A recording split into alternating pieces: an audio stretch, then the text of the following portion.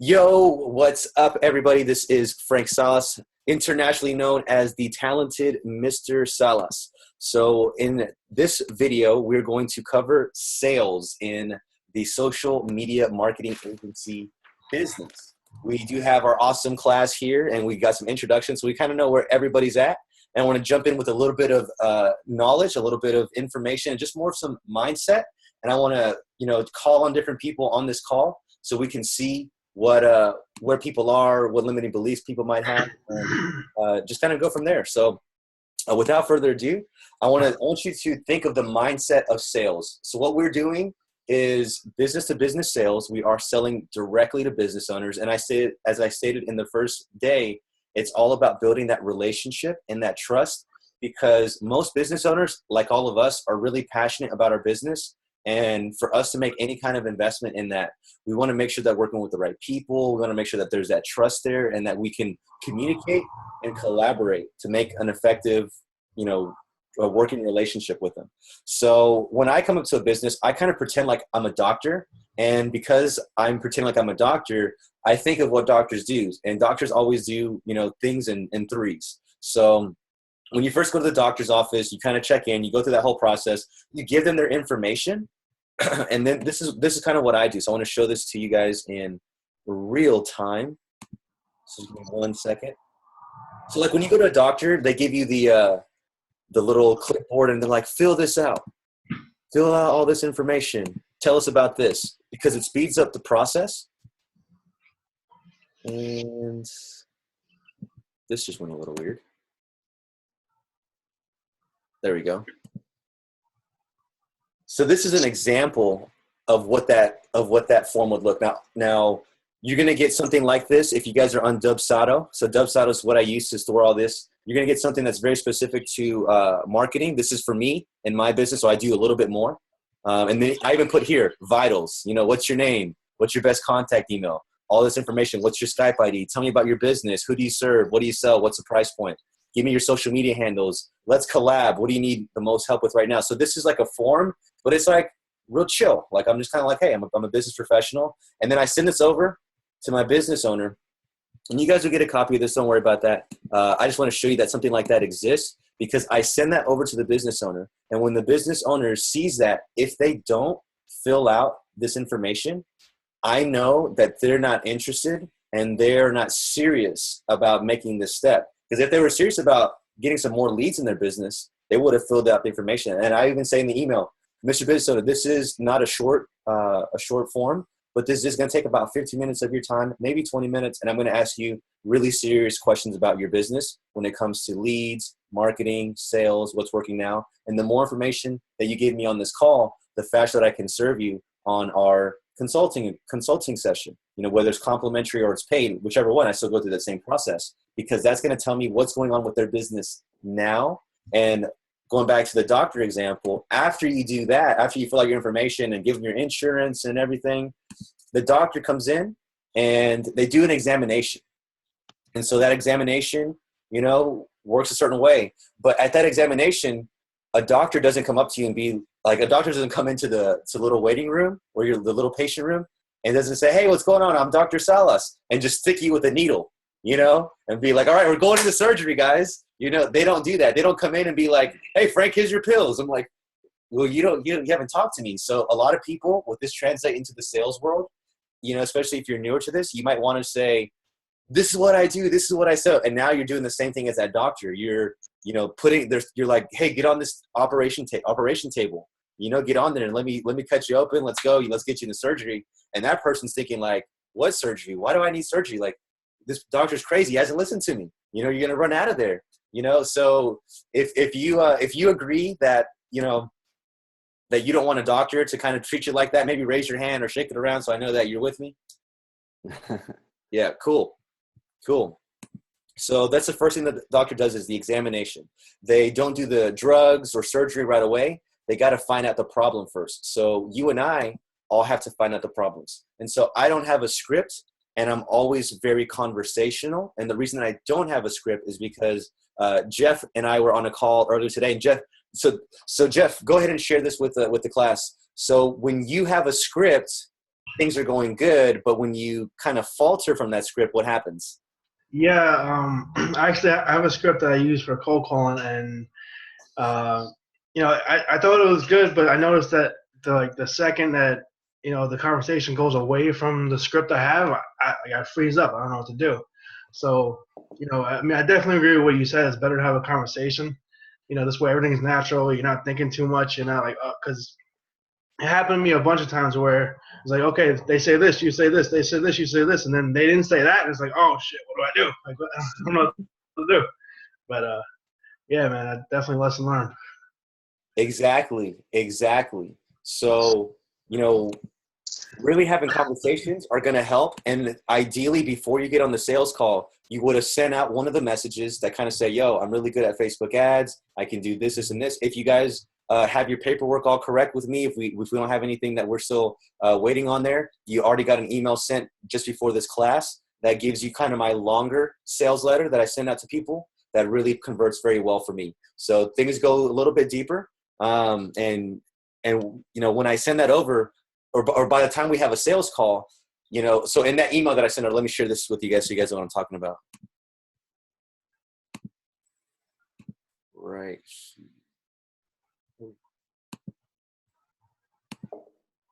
This is it. You guys, if your guys' paperwork's correct with us, you should have got this. If not, we just got to tweak a few things. No worries. But this is it. Ready for an influx of customers. So immediately in this email that I send out, I have this little money mouth emoji. I got ready for influx of customers. Notice how, I capitalized the I and the C. For whatever reason, when you capitalize the first letter, people just feel the email's more important and they read it more. I don't know why, but it's just whatever. Okay. Go ahead, Khalil. Do you have a question? No question. I was just agreeing. Sorry. Oh, yeah. Cool. Yeah. If you guys have any questions, just give me a shout and be like, hey, Frank, can you explain that? Or, I had a question about this or something like that. Just feel free to stop me at any time. Yeah, I have a question, Frank. Yeah. I saw this letter when it came in and was wondering, is this effective as a cold email, as the first email that goes out? Yeah, absolutely. It'll convert at 3%. Right on. 3%. And when I say it'll convert at 3%, that means if you send it to 100 people, 3 people would respond in a positive way. And those are 3 leads that you have to, communicate with a minimum of 8 times. And that's the amount of work you got to be putting into this kind of lead generation right now.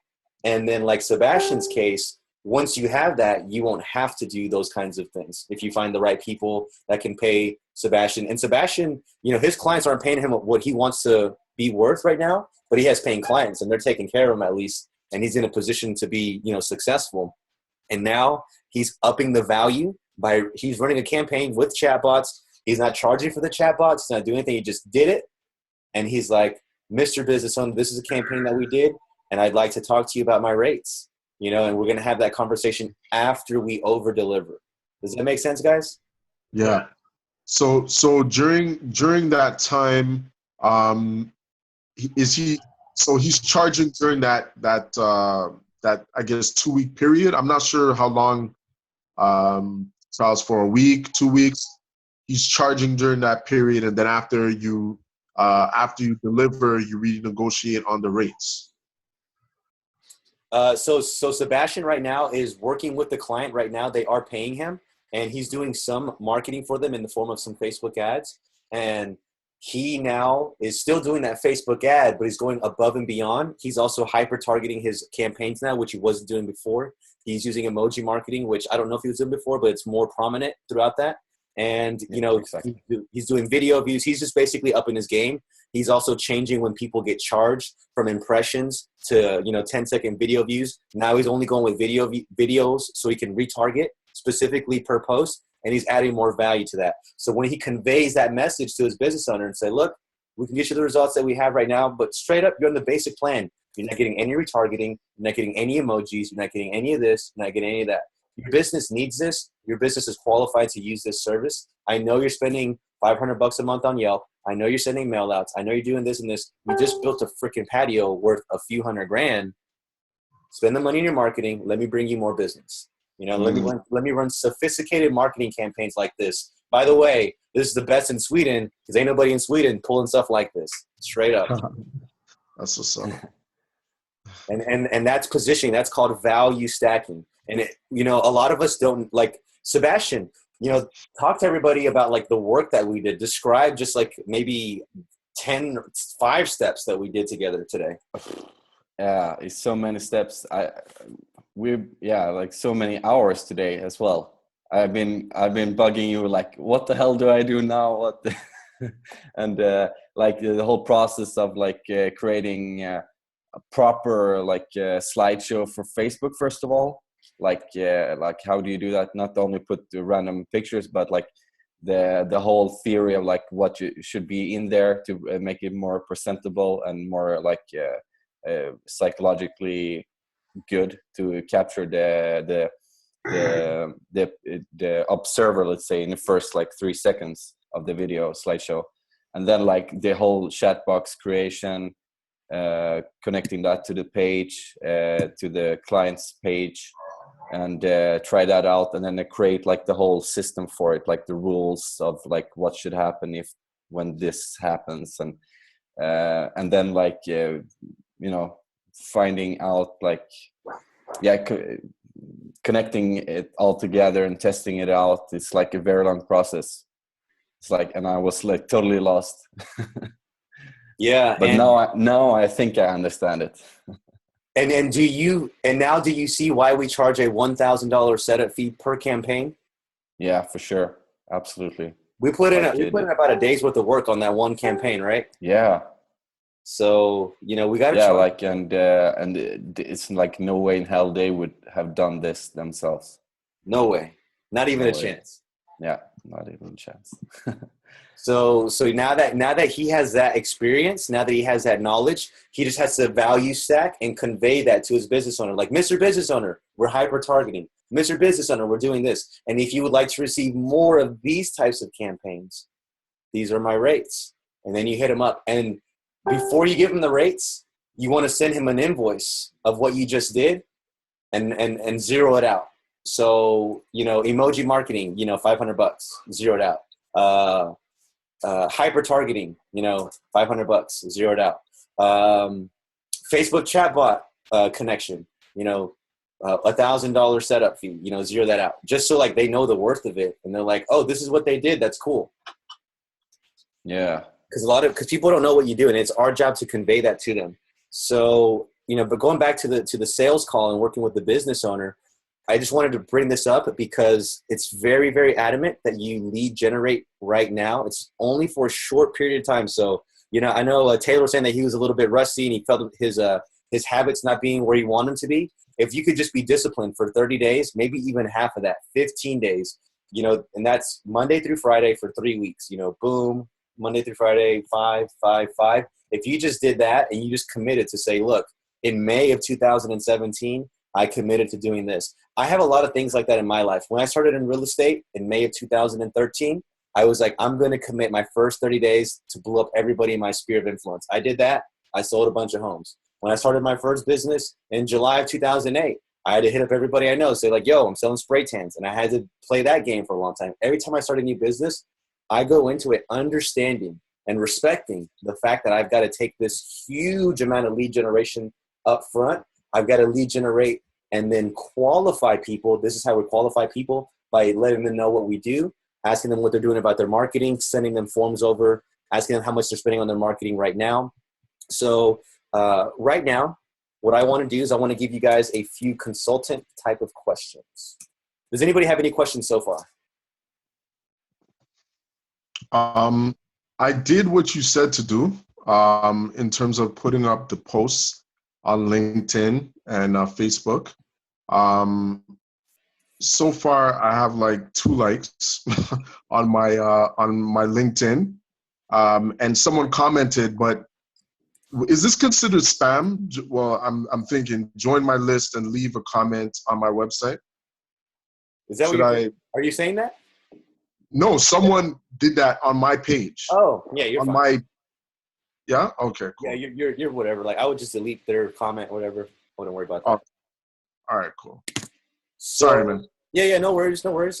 So when we're a doctor and we're examining people, we want to ask them, where does it hurt? So all I'm doing is asking questions. They might be coming into the meeting and saying, all right, pitch me. And then you're like, well, I don't have enough information. I can't prescribe to you drugs or surgery or a chiropractor or a specialist. I don't know what's wrong. I need more information. And I'm always coming to the meeting with asking questions. So before I start the meeting, this is how I started off. I say, hey, Mr. or Mrs. Business Owner, I'm super glad that you took the time to work with me, to put me in your calendar. And I know you're really, really busy. I want to respect your time, and I want to make sure that we're going to make this beneficial for you.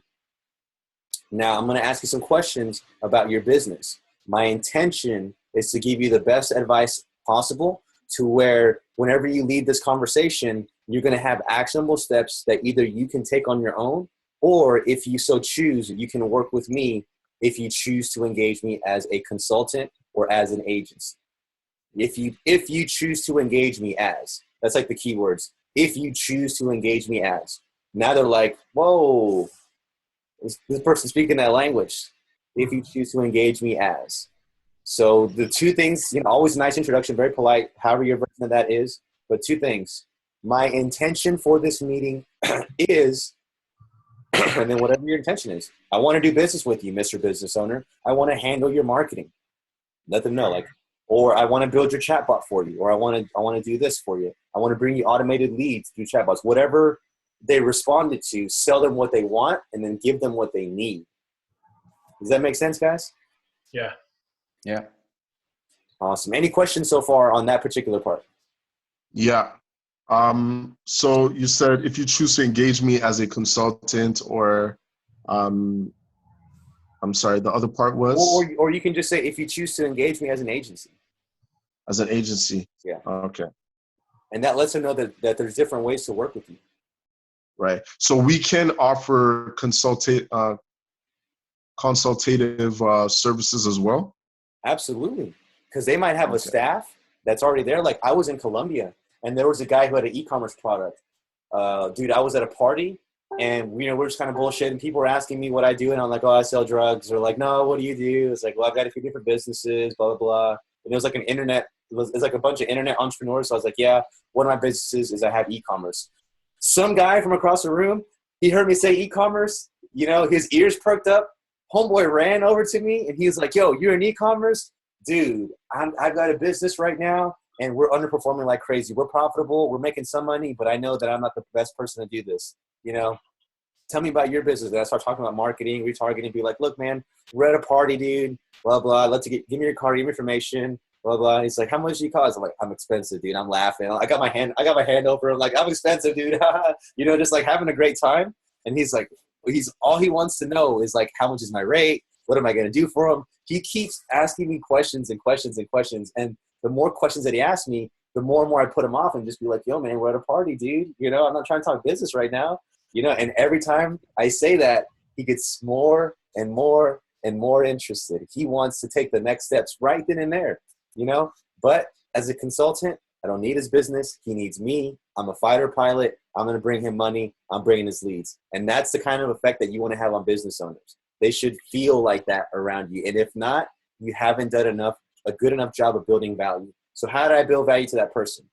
Did I say about how I can bring him hyper-targeted leads? I can do all this kind of stuff? No. Just asking a few questions. Here's one of the questions that I asked him. First off, what are you doing now for your marketing? Facebook ads, we're doing this. We're doing Google AdWords, blah, blah. What's working? The Facebook ads are not working, but the Google ads are doing okay. We're actually getting a lot of referrals and a lot of people who are existing customers. Okay, perfect. So here's what I'm looking for. Are they doing social media marketing? Are they doing Google AdWords or any search engine AdWords? Obviously, you can do Bing and Yahoo, some other ones that you can kind of really delve into. And they're the same thing. Once you know Facebook ads, if you can run Facebook ads, you can run Google AdWords. Google AdWords are super easy to run. And yeah, they're very profitable. When someone's on Google, they're making a buying decision. They're more likely to purchase. Like I broke my screen for my phone, and I went to Google and I said phone screen repair in Dallas, Fort Worth, Texas. I was ready to go. I had a problem. Google solved my problem, and I clicked on the first ad there because it says save $10. Click here. I'm like, all right, cool. I click there. It's worth at least checking out. I click it. It seemed legit. Schedule an appointment. Showed up. Yeah, I found you guys online. Google AdWords. Here's my money. Boom. We're good. So does that make sense right there? Google AdWords, buying modes. Anybody not clear with that? Yeah. I've never used it. Okay, cool. Yeah. It's super powerful. And this is where we're going to add more and more value to our business owner. And I want to see, are they doing this? So I'm just like a consultant. I'm like a doctor. Are you doing this? Sebastian, how many glasses of fancy European wine do you drink a week? You know? A week. A week. Oh, at least a couple. Yeah. So I'm going to be asking them, Frank Salas, how many cigars do you smoke a week? You know, how can you guys work out? Like, you want to be asking them questions like a doctor would.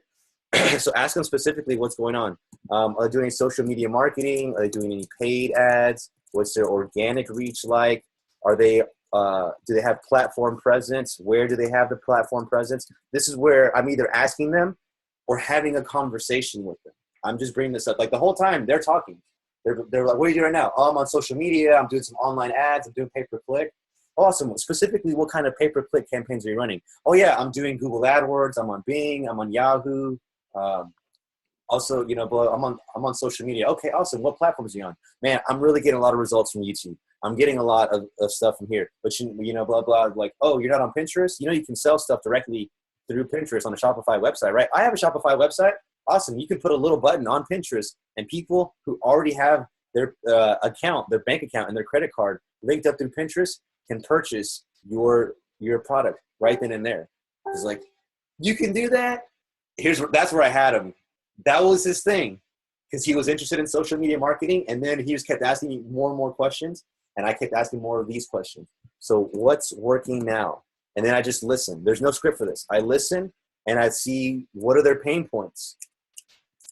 So what are their pain points? Actually, that's not this way. So what's working now? What's profitable? Are they leaving money on the table? This is stuff that I'm thinking. So everything on the left, let me color code these. This will help us out. So I'm gonna make these green because this makes us money. These are questions that make us money. Everything else that's gray, that's what I'm thinking in my head as we're having these conversations. Does that make sense, guys? Yeah. Yeah. Okay. Cool. Yeah. All right. So what's working now? And then after that, he's like, okay, yeah, I'm doing this. And then I say, okay, where do you see the most room for improvement? Powerful question. Because now they're going to be like, man, I know we're not using Facebook ads. I know we're not doing this. And, you know, I saw this kid, talented Mr. Saul's talking about emojis. I know we're not using emojis, you know, all this stuff. So let them, you don't prescribe anything. You're the doctor right now. You're listening. You're examining them right now. So, you know, we go on and on from here. This is where you guys are going to get a guideline from me that'll be very similar to this in a worksheet format. You guys are a little bit early, but you're going to get this. And these are just questions that I have a conversation with. So before I move on to the next part, does anybody have questions on these types of examination questions, or is the examination process not clear? Just one question, like, do you try to go through all of these questions within like 15 minutes, or is there a rule? There's not really a rule because it's conversation. I don't want this guy to feel like I'm rushing him.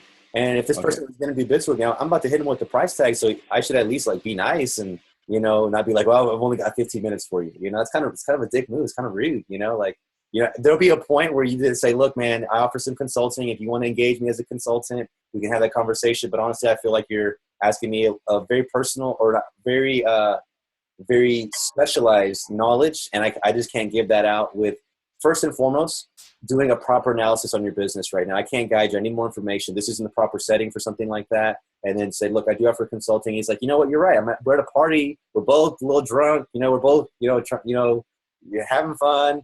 this isn't the place or the time, and you haven't done the work. You're right. You don't have enough information to serve me. You can give me a little bit of information. I'm interested. Here's my contact information.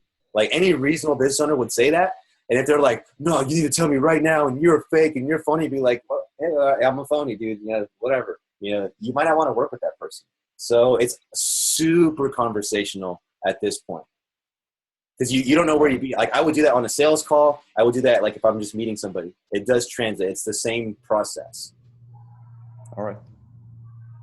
All right. So now we are going to move on to the next part of, being a doctor. So who can tell me what's the second thing that comes after the examination from the doctor? Any guesses? When he prescribes the whatever it is to fix it. That's the next step after that. What comes before that? So first he's doing the examination. And then the second thing, does anybody got it? Ask how they feel about the, no. So the second thing they do is they do a diagnosis. They take all of the information from the examination. Maybe they do some tests, and for us, tests could be, let me look at your metrics.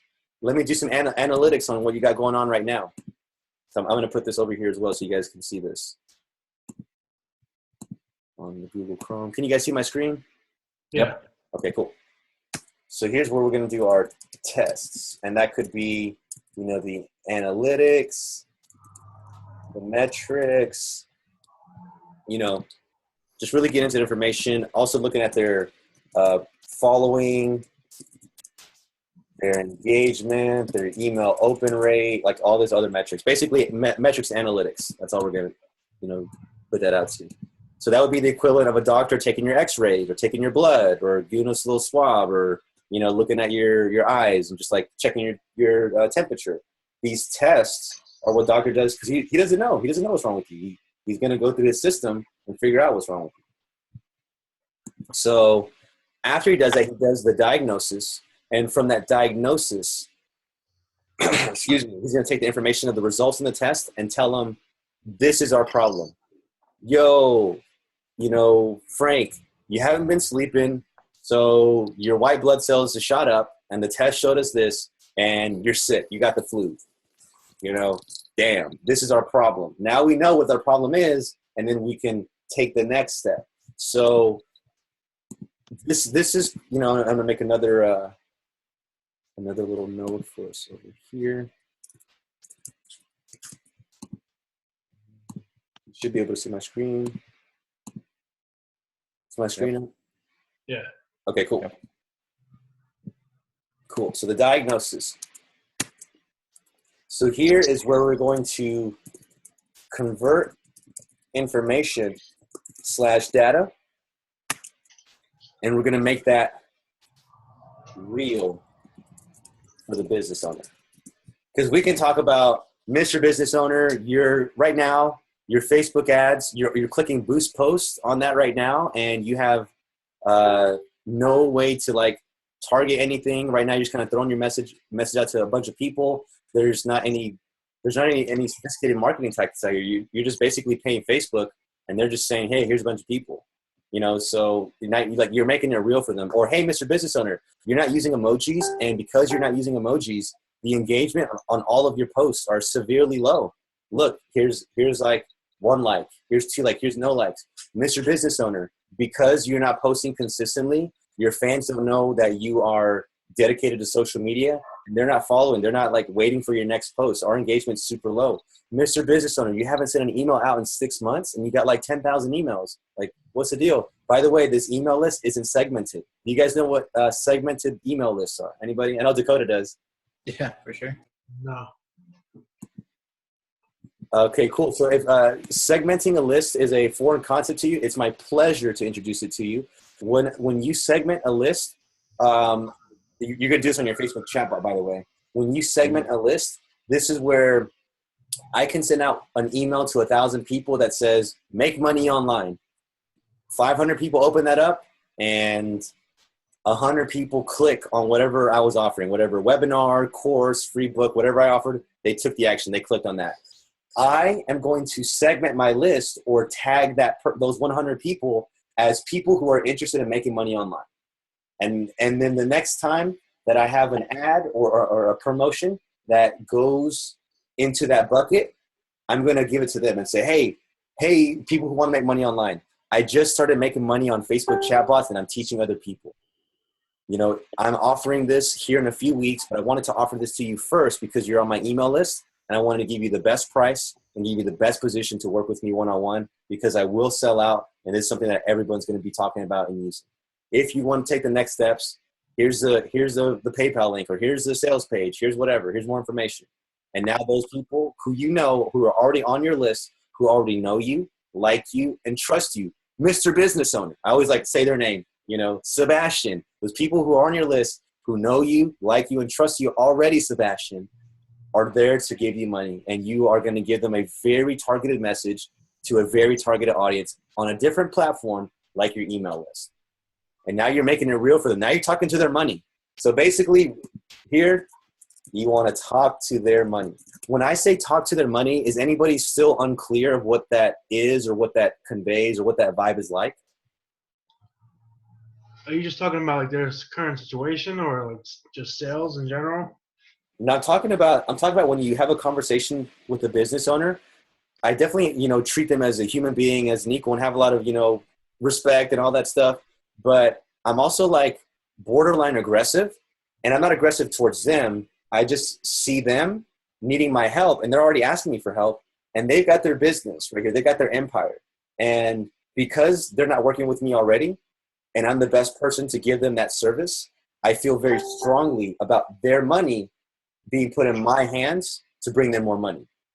And they pick up on that overall vibe. Every time I tell them something like, Mr. Business Owner, you haven't sent out an email in 6 months. There's clients that are waiting for you to give us more money. I'll say stuff like that. Us, we, I'm in this together. Let me handle your marketing. I want to handle your marketing, sir. Just like Sebastian, when I was telling him to go get in there, and get aggressive with this guy, I would amp it up. I would be like, Mr. Business Owner, I feel very strongly that we have a super targeted campaign. We are using bleeding edge technology that is giving you a superior advantage, Mr. Business Owner. I know that you just spent $100,000 or more on this new patio. It's beautiful. You skipped out on no expense. And my mission and my duty to serve your business, Mr. Business Owner, say their name again, Mr. Business Owner, is to bring you qualified traffic that's cold and convert them into raving fans. We have a sophisticated campaign. We're using chatbots. You've got the best to the market right now, but our offer, quite frankly, is poor.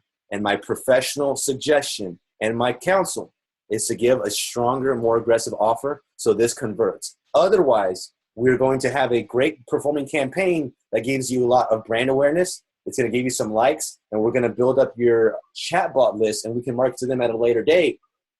But the goal of this campaign is to bring people to your restaurant, and I can't do that with this subpar offer, Mr. Business Owner. And I just wanted to go on the record to counsel you that, because you're trusting me with your marketing budget, and I want to let you know that when you work with me, I have your best interest in mind, Mr. Business Owner. Yeah. So that's kind of how you like reel your customer in and kind of just let them know, like, look, I'm pushing for this, and here's why.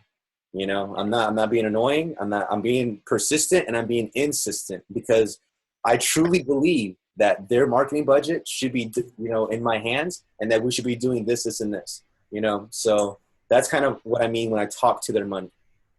Yeah. When I called him, I was like a little bit afraid of being too, like that he would like start to feel annoyed by me by doing that. So I didn't go that hard on it. Right. And that's why we didn't get that message conveyed. But you know what? If he did, he would be like, you're making a lot of sense. You're right. Let's do whatever. Let's straighten up that offer. You're right. So, but tomorrow, once the ad performs, you can do that again. You can push it again. Yeah. Hey, Frank. What up? Sorry, go ahead. Jeff, go ahead. No, Jeff, go ahead. Or Dakota, whoever it was, let's go first. Right. Go ahead. Yeah, just going to ask about the test. So when you start asking about the analytics, the metrics, are you doing that on the phone with them, like in a screen share? Are they actually bringing up all that stuff right there, then and there? Most of the time, they don't know this. and I'll just ask them to give me as part of my process, I'll ask them to give me like an admin on their page so I can just see what's going on. Okay. So is this before the call? Yeah, absolutely. And this is in that form, and there's a process. Oh, gotcha. So we're going to learn this thing called the agenda close. Who knows the agenda close? Mike, do you know the agenda close? I might know by a different name because I'm so old, but probably. Yeah. Well, we're going to go into that. That's one of my favorite closes. And I like the come along close, but that's for groups. Yo, Mike, you had a question or you had a comment earlier? No, I did. I was just going to reinforce the whole thing about being aggressive. One of the you can't impress enough, and again, this is just backing up what Frank just said. You can't impress enough upon somebody that if you're the expert, which everybody on this panel is, because people out there don't know what you guys are learning from Frank. Okay, I watch, you can ask Frank, I'm looking at marketing news every day. I read CMO.com. I'm in different marketing groups, not in just social media, but I mean in actual marketing networking groups. Nobody knows what you guys know. It is very, very rare for somebody to come across what you guys are doing. I'm just now starting to see ads of guys talking about what you guys already know and are about 2 steps ahead of these guys and what they're actually producing for ad management. So, excuse me. Being aggressive is not being aggressive to be annoying. Being aggressive is just like Frank said, Mr. Salas, I hope you understand. I'm not trying to sound aggressive for no reason. I want you to understand something. If you knew what I knew and how much more we could be making you right now, you would totally appreciate why I'm being so forward with working with you. You and I have a lot of income to make for your company. I'm doing this and I'm being this way because I totally want to be there with you and I want to help make this happen. I want to help you. I want to help make this happen so that your business can succeed. And then you shut up for a second. And just like Frank said, usually it comes back where they sit there and they say, you know what? Yeah, you're right. I get it. The ones that sit there and continuously hum and haw don't have the money. The ones that sit there and do, they'll look at you and go, all right, well, what do we do? The moment they say, what do we do? They've just given you the permission to take their credit card number. Do not wait. Boom, baby. Boom. Exactly. So step 2 is basically go you're ahead. being aggressive and caring at the same time. And I would maybe change the word aggressive to insistent and persistent. I insist, Mr. Business Owner. I am not annoying. I'm not whatever. I did call you for the 12th time. Yes, sir. I am very persistent. My intention is to do business with you. Who's handling your marketing over there? They're like, shit, this kid wants my business, and like they like that, That goes into tenacious, and that's not just persistent. Again, you're not being aggressive for no reason. You're telling the business owner, look, if you knew what I knew and understood what I understood, and how I could absolutely be working with you to increase your business and increase your lead flow, increase your bottom line revenue, I think you would understand why I am being so persistent on this deal. You're the one I've chosen to work with, and I want you to choose me. And see the 2 different styles. I'm very, very, and he's got the same exact vibe, and he's talking to the money. And it doesn't matter how you talk to the money. My vibe might not work for you. And Michael's being authentic. That's him. Like, he's that kind of person. And I'm this kind of person. Like Michael will see me walk around Las Vegas Strip and entertaining myself, just doing annoying stuff by myself, like weighing myself at the little thing. It was like, if you weigh more than 300 pounds, you get to eat free. And I'm over there like holding my breath, trying to get like my thing to go over 150, And I was sitting there behind him trying to push my toe down on it just to help, and it wasn't happening. So it's just like how you want to approach it. And, Sebastian is the sophisticated European guy, he's like got this going on. And like, he just has this vibe about him that maybe doesn't have to be as like showboaty as me, but he can play it a different way. So it's all about how you want to play the game and really find that voice. And you won't find that until you make the calls and actually go out there and see how people are communicating nowadays, because Circuit City's closed, and Circuit City's closed because they had 800 numbers and they were doing sales a different way. And people are doing sales completely different, where it's very personal, very, very relationship driven, and you can leverage those relationships. So when it comes to the diagnosis, going back to this, You want to talk to their money, make it real for their business owner, and you want to take all of the information from the examination and then give them a diagnosis. Well, Mr. Business Owner, you know, excuse me. Well, Mr. Business Owner, these are the results of our test, and this is our problem.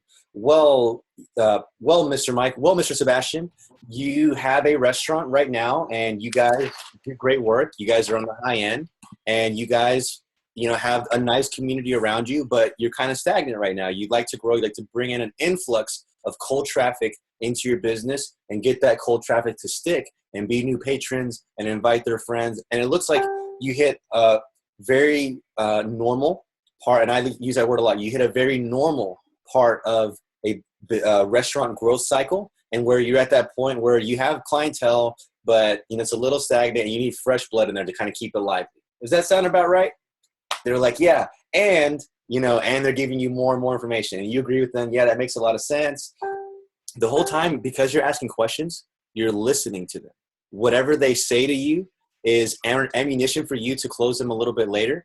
And it's also not even just like that. It's an invitation for you to listen to their needs, what they are concerned about, and be able to repeat it back to them here at the end. So we're not there just yet. We're going to get there. So after the diagnosis, you want to see yourself as a doctor when you sell. And this is what you do. So now you're making that transition into, you know, you got the examination, you got the information, you told them what the diagnostic was, and then you want to see yourself as a doctor when you sell. So stage one, as I said, you want to establish rapport and trust. Establish rapport and trust. You want to make it clear that you like them and that you care about them, and you should. Like Mike says, I have chosen to work with you. I would like to work with you. Make it clear that you like them and you care about them. 85% of people who like you will recommend you. And, you know, kind of speaking more to the relationship building, you really want to go in there and find out about them personally, because, you know, customers want a relationship before they want anything else. And listening builds trust. So if you're going in there, you're talking to the money, you're all about the relationship, and you're listening, you're doing all the right things, especially with people with money. But if you focus on the sales, you lost the relationship and you lose the sale. I have one question for that. Yeah. Like in the beginning, you said that you tell them that you want to work with them. So it's to do business with you. Yes. Okay. So, but do you do that in a way that that you want to have the meeting first and then see if like it's a good match, or do you like just you're like already like I'm gonna work with you? Yeah. Go ahead, Mike. Hit him up. You want to work with everybody. There isn't a single soul on this planet that doesn't need you. There isn't a single soul on this planet that has a business that can't use you. You want to work with everybody. The only time you're going to ever back off of something is if you know somebody's in direct conflict with somebody else and they're on the same street.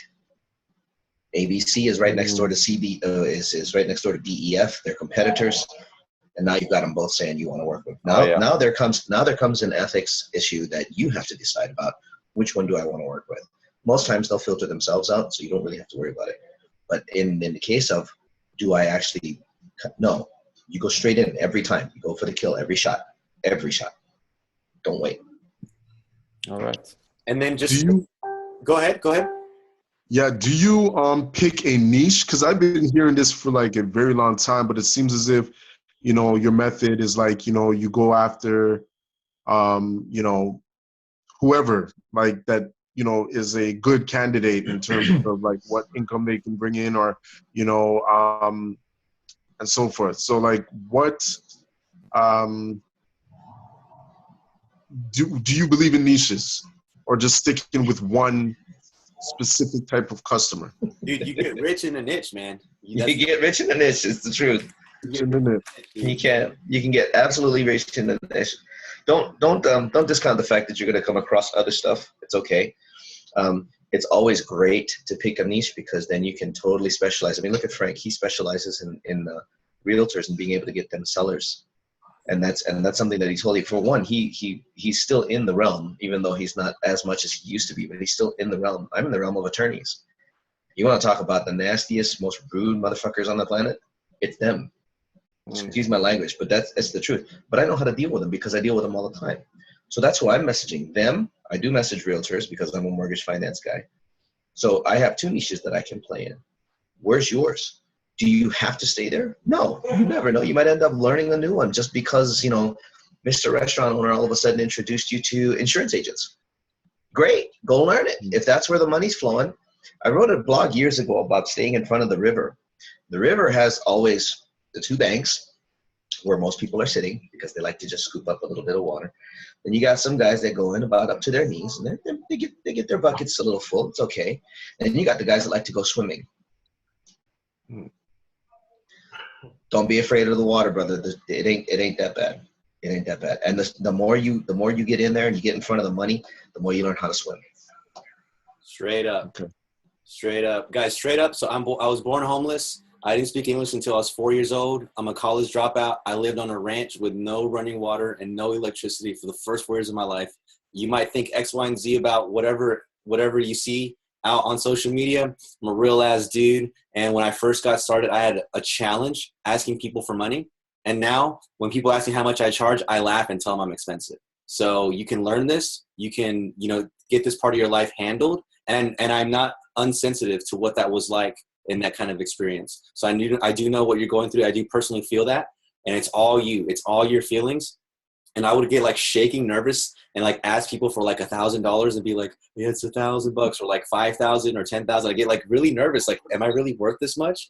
And then some people, once that PayPal hits, you're like, yeah, hell yeah, I'm worth this much. And it's crazy because once you get paid that, you won't ever accept less because it's like, no, well, somebody has paid this for me. It's like if you had a job before. I never had a full-time job or anything like that. But if you got paid $10 an hour, you wouldn't take a job at $9 an hour because you know that you've already gotten paid $10 an hour and that's your norm now.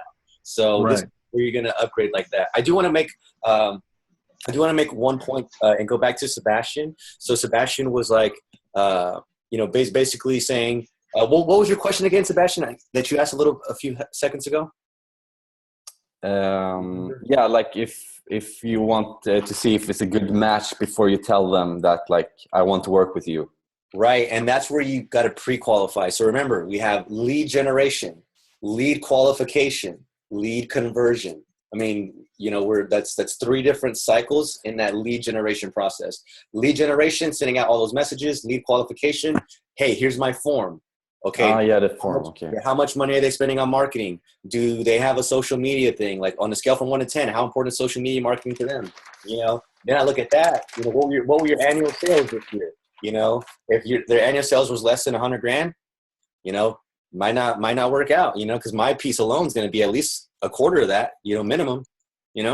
So that might not be a person that I would have that meeting with, and I might send them an email.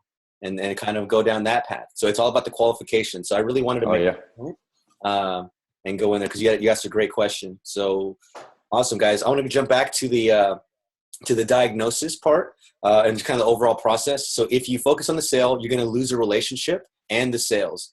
Customers want the relationship before anything else, and then obviously listening builds trust. But how do you get people to talk, and how do you start listening? It's just by asking questions. So one thing that I always do when I want an appointment is I always pause before replying. So, Khalil might be telling me how his real estate business is going great and this and that, and he's doing this and he's doing that, and he's got all this stuff. He's giving me all this information, and then he stops talking. And if I immediately go and say, but and I'm like, he knows, number one, that I'm waiting to speak. And I'm not listening. It's kind of rude. But if there's that pause there, there's a few things that happens. Number one, that pause allows me to say, okay, do you have anything else to say? You can say, yeah, I'm doing all this, but my Google AdWords suck. And that's what he's really focused on. But Hey, Frank. What's up? Let's play that out so they can see how this works. I'll be Mr. Business Owner. Let's do this. Let's show them what this looks like. Great. Yeah, great suggestion. So Frank's gonna be the sales guy. He's gonna be the salesman. I'm gonna I'll own a restaurant, a little bistro. Awesome. So Mr. Michael, thank you so much for having me here. After all the stuff that we talked, I want to make sure that we're giving you the best service. And my intention here is to really serve your business and to handle your marketing. I do have some questions about your business, and we're going to go really deep into what you're doing right now and just get a feel for what's going on right now. I don't have enough information yet to give you a recommendation for any strategies, any of my services, any of my products. So I just want to let you know my intention. My intention is to do business with you, and I'd like to serve your business and handle your marketing. See, okay. So what do you think you're gonna tell me? Huh? What do you want to do? Yeah. So Mr. Business Owner, Mr. Michael, I want to know, what are you doing right now for your marketing? What do you mean? What I doing for my marketing? I make a little bit of advertisements with the Yelp guys. I don't know if it's good, and then I make a little bit of the the Groupon, but I don't like the Groupon. They kill me. I almost shut down because of them. I don't like it. It's terrible. It's terrible. I don't use them ever again, ever. So that pause right there, that lets Michael know that I'm listening to him, and I'm also giving the opportunity to maybe tell me more, because he could probably go on about more and more stuff that he's doing and how he doesn't like that. But because we're having a conversation, and because I'm not following the script, I'm going to say, Michael, listen, Michael, I can totally understand your frustration with Groupon. Those people are just there for the deals. They're some of the most brutal crowd in the marketing space ever. Also, I hate dealing with Groupon, because you and I both know that Groupon pays you in thirds, and they take 30 days, 60 days, and 90 days to pay you for that. No, they don't pay me anything. They never. I make nothing. Nobody ever come to my restaurant. It's terrible. I never use them again. My wife, she tell me we never use Groupon again. They're gonna make us a broke. So we don't use them anymore. But I see I don't know what else I'm gonna do. I advertise in the paper. It's my cousin Guido. He comes every week. He look at me. He goes, "Hey, how come everything over here is empty? When are you gonna make us some business, huh?" I agree with you 100%, Mr. Michael. That's why we're talking. That's why we're having this chat. Where do you see the? So what do you? So tell me, what do you do? What are you gonna do? How are you gonna make me money? How are you gonna get me more people? You tell me. Yeah, Mr. Michael, my intention is to bring more business or more clients to your business. But before I go into what I want to do for you, I still got to know what you're doing, what's working. So I got a few more questions. Is that all right, Mr. Michael? Say, go ahead. What do you want to know? So where do you see the most room for improvement right now? Most improvement. Get rid of the stupid chef. He always ruin everything. I don't know. You tell me. I don't know. I'm gonna try to make I want to bring more people. I put an ad in the paper, and maybe we see more people. The paper is kind of expensive, isn't it, Mr. Michael? I use the little one. The one you find on the corner. The what do they call it? The penny marker. Yeah, the penny maker. That one. And I'm gonna advertise there. They're gonna charge me. They're gonna charge me. I don't remember what they're gonna charge me. Roberto, how much do they charge me over there? $200. They're gonna charge me $200 a month for me to put an ad inside. It's a little bit of ad, but they said they're gonna get me business. So I don't know. We don't see. So right there, I'm pausing and I'm just kind of listening, and I'm just kind of seeing what's working. And that this is a real life like conversation that you'll have with business owners. They will ask, like, especially family businesses, they'll be asking each other, like, hey, who's got the password for this? Or who's got that? You're gonna see how like discombobulated their business really is and how disorganized it is. And that's gonna be an opportunity for you to step in and say, Mr. Michael, let me handle that for you. You don't need to worry about, Roberto or Rigoberto, whatever his name was. Then I'm gonna be handling your stuff now. From there. So now I'm going to be doing that for a little bit more. And then ideally, I would have already had his Facebook through the forum, his Twitter, his Instagram. I would kind of see his platform. I might ask him some specific questions on that, what kind of response he's getting there. Mr. Michael, it looks like you have 10,000 followers on Instagram, and you're posting pretty regularly. You have a lot of engagement from this. Yeah, that's my niece. I don't know nothing about that. It's a social thing. I don't know. She make this thing. Sometimes I see, sometimes I don't see.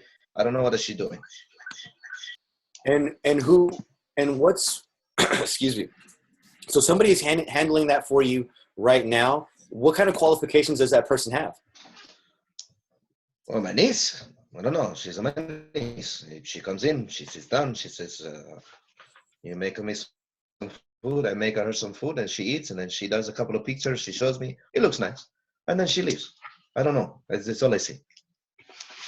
Awesome, Mr. Michael. Hey, I saw that in your report in the form that you filled out, and I did take a look at the work that she's doing. She's actually doing a great job. She's using emojis. She's using hashtags. She's posting regularly. She's actually maintaining and managing your business very, very well. So she is establishing that presence online, and she is putting your best foot forward online. She's doing a great job. You got a great girl over there. Yeah, she did say she said she sent a few friends. Like every once in a while, she and her friends, they come in, they have a cup of something, you know, they eat something, they have espresso, they have biscotti, and then they leave.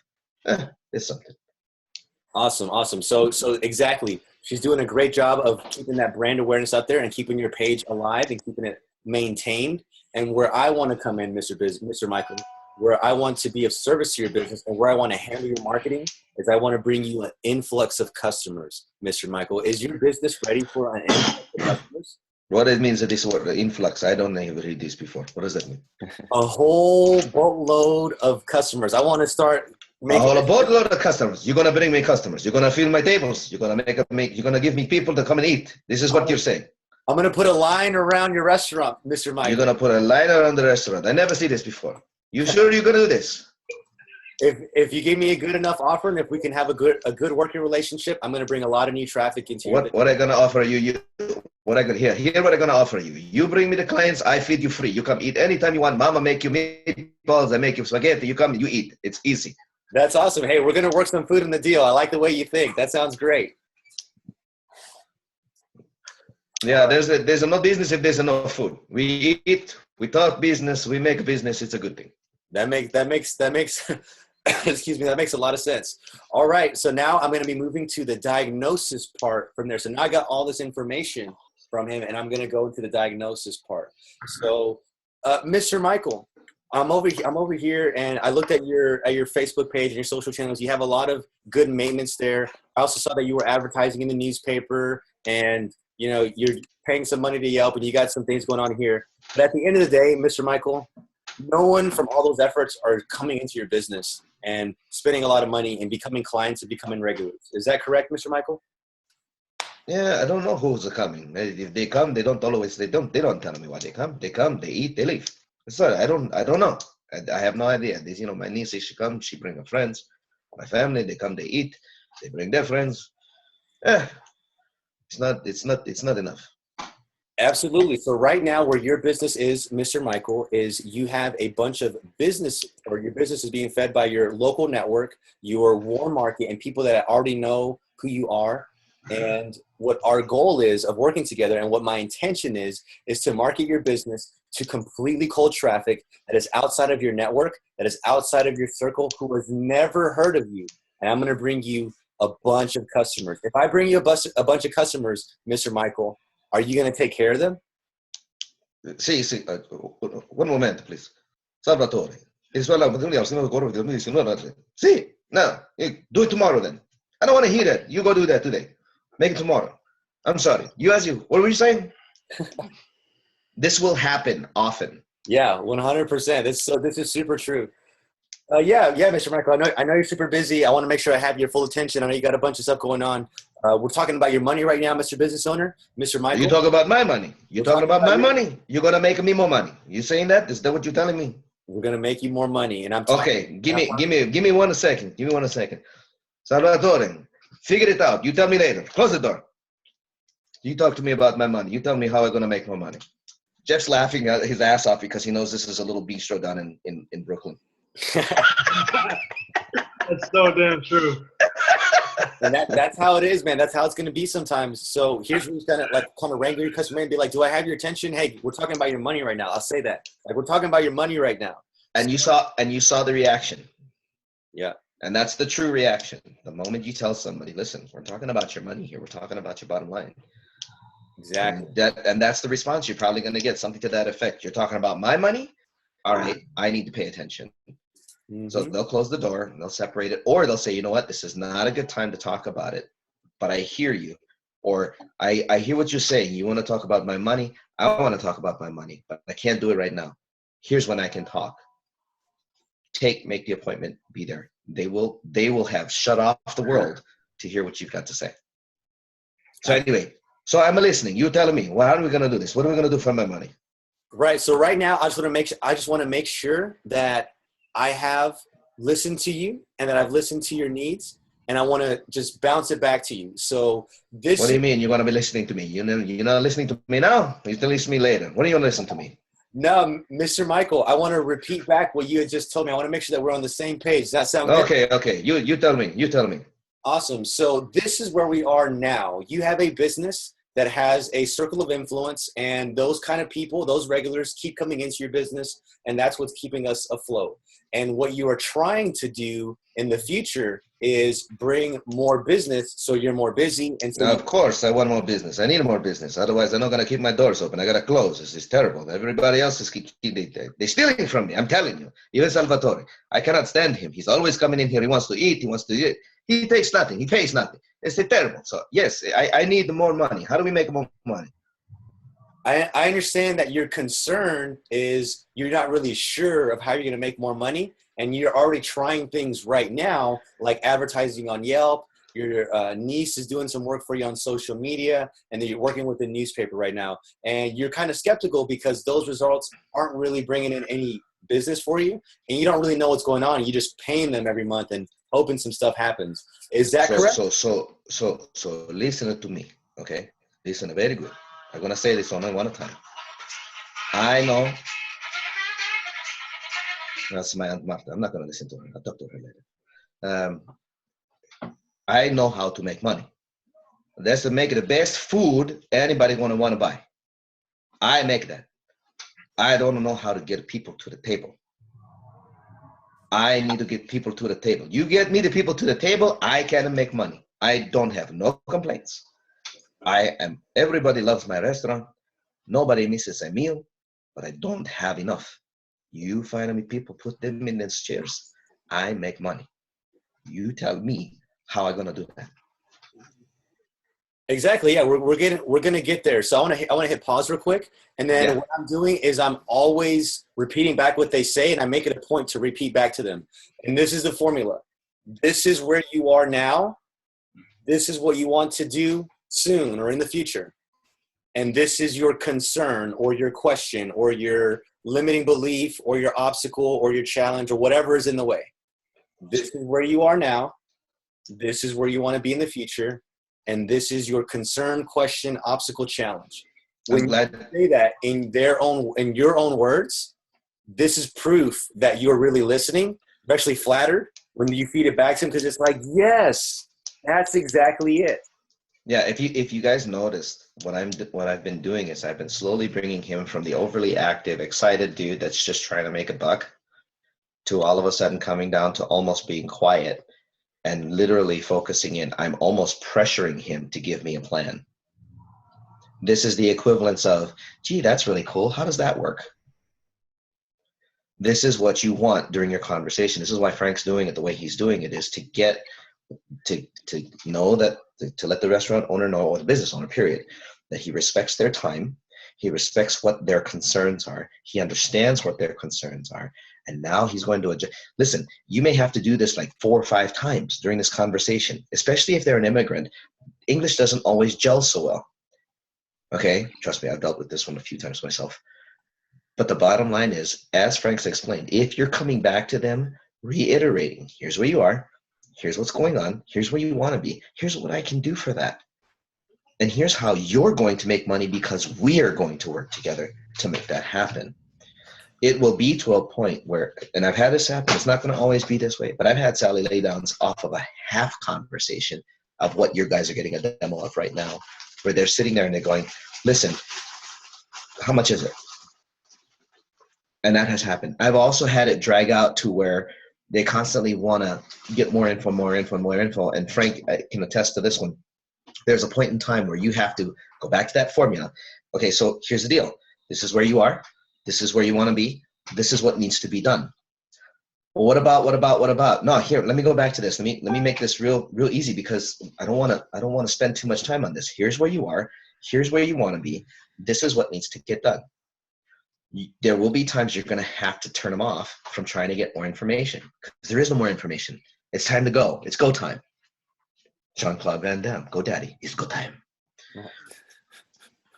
So yeah. So now where we're at right now is where we have to be. Again, we're a doctor. We did the examination. We did the diagnosis. We asked them questions. We kind of told them what the diagnosis was. We fed it back to them.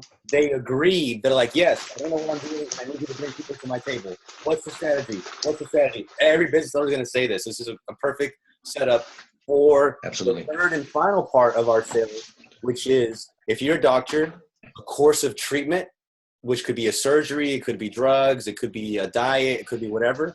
And in our case, it's a recommendation to one of our services, whether it's consulting because they already have a staff and their staff can handle this, or whether it's done for you services and we run an agency or we use our agency to serve them. So the only time that you bring up your services or your recommendations or the course of treatment is at the very end, after you've examined the patient or the business owner, after you've done the diagnosis and you kind of bounce back what they said to you, and then you get them to agree with like, yeah, that was a great diagnosis. I agree with that. Then you offer the next steps, which is a course of treatment. But if you sell out of sequence where like a doctor's like, hey, get on the table, let's do some surgery, or hey, Frank, here's some drugs and a shot, we would all run away. So where a lot of people really mess up is they start to do that third part first, and they don't go for the first and second part. This is very consultative style of selling. This is, you can play it however you want. You can be aggressive. You can be laid back. You can do whatever you want. But at the end of the day, when you consult with them, they should feel like you have their best interest in mind and that you are there to handle their marketing. That vibe should really be conveyed to them. And they're like, okay, now they make sense. So from here, go ahead. Sorry, Frank. If you guys get the question during your presentation, well, how much is this all going to cost me? You've moved too fast. In my experience, anytime I've ever had somebody go, well, how much is this going to cost? I haven't had the time to diagnose, and I probably didn't ask a question that would have opened the door for them to speak. And there's a whole bunch of other tactics that we can share with you on how to keep people talking. But the idea is, if you've not gone through the diagnosis, like Frank said, and you haven't made the assessment, and you start talking about prescriptions, you're done. You're going to be in a fight now rather than a consultation. Don't make the mistake. Take your time so that they understand that you respect their time, and watch how the flow works. That you're going to be nervous and shaking in some cases, especially when you get right to that edge and you're wondering whether or not this is working. It's working. Don't worry. You're having a conversation with a total stranger. The worst they can do is hang up on you anyway. Who cares? And if somebody asks me during a meeting, well, how much is it going to cost? I know that they're very, very interested. And I'm going to say, Mr. Business Owner, I don't have enough information. And then ask them another examination question. And they're going to be like, well, why don't you just tell me? It's like, well, Mr. Business Owner, I don't know if Google AdWords would be best for you. I don't know if Facebook AdWords would be best for you. I don't know if email marketing should be included in your campaign. I don't know if you have funnels built up yet. I don't know what you have right now. I don't know what's working. And I have some more questions. My intention is to handle your marketing, and I don't have enough information to be able to make a recommendation on any one of my services. Is it okay if I ask? Or the whole suite, depending on what's going on, because there's a good chance that you may need all of it. But like Frank said, Mr. Business Owner, I really don't know what it is that you're doing that's effective, what's not effective. I mean, I could sit here and tell you I cost $10,000 a month, and you might only need a quarter of that. What good would that do you? So if you can give me a moment here, let's just have a conversation. I'm not going to pitch you anything. That's not what I'm calling you for. I just want to find out what you're up to. If there's something there, we'll talk. But at that point, it's going to be your choice, not mine. Exactly. So before we get into like the third part, which is the recommendation or the treatment, if you will, I do want to make a note of some things. When you are always pausing before you reply and you allow that silence, the customer knows that you're thinking, of course, but the customer knows that you're listening, of course, but the customer always needs times to process. And selling takes place in the words that you say, but buying takes place in the silence. Yep. I'm going to say that again. Selling happens when you speak, but buying happens in silence. And here's why. The customer needs time to process what either he or she just said or what you just told them. When there's silence, that's not a bad thing. Not at all. And if you respond right away, so if the customer's like, and you're like, boom, they know right away you don't care about their business. You haven't listened. And you lost the opportunity for them to keep going and keep having that conversation, or keep giving you more information to use later. When we're having a conversation, one thing that I always do is I always ask for clarification. I'm always asking, what do you mean exactly? Or could you tell me what your goal is specifically? I'll say stuff like that. And then now you get to go into their brain and be like, yeah, like Michael said, I just want more butts in the seats. You can bring me more people to the table, and I'll get that on there. It's like, okay, that's what he wants. He wants more people to the table. Now I know what his want is because I asked the right question. I wouldn't have known that if I didn't go through the examination process, the diagnosis process, or anything like that. So each time you ask a question, you get a chance to listen. And that's how you can prove that you really are listening. And then you can go into the next step. So the next and final step, which is a close, is number one, you should be doing all this work done first. There should be no selling here. Now you're going to be offering recommendations. So back to Michael. Mr. Michael, you told me right now that you are doing some marketing in these different avenues. I want to shut those down. I want to completely shut down the marketing to the newspaper. I want to put your marketing dollars and your advertising dollars in a budget to Facebook, because you and I both know that your niece and her little friends, when they're here having cappuccinos and espressos and eating their food, what are they doing the whole time? They're taking pictures of the food. They're on their phone. They're Snapchatting. They're this, and this. And anytime you go into a public space, because you're out in Las Vegas, anytime we go out to the Strip, where's everybody? They're on their phone. Even little babies are looking at phones. They give phones to little babies now because that's how we as a society interact. They give phones to babies? They give phones to babies. What do they do that for? Because it keeps them entertained. Because at this gives people information. This is the new radio, this is the new television, this is the new newspaper, this is the new magazine, Mr. Business Owner. And you are using antiquated techniques and strategies to market to business, to market your business. And if you would like to, excuse me, and if you would like to put your business on the phones where everybody's looking, I can do that for your business. I think that you're a strong candidate, and I recommend to run a Facebook ads campaign.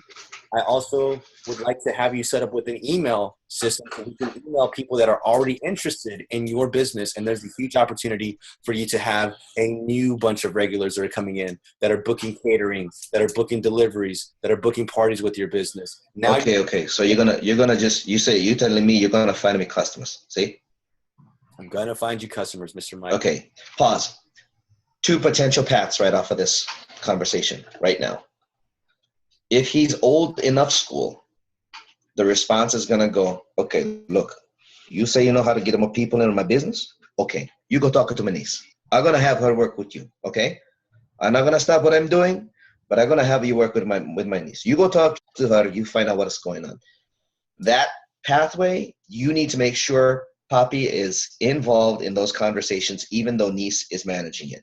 The other one is the other pathway, and it's going to be a variation of one of these two.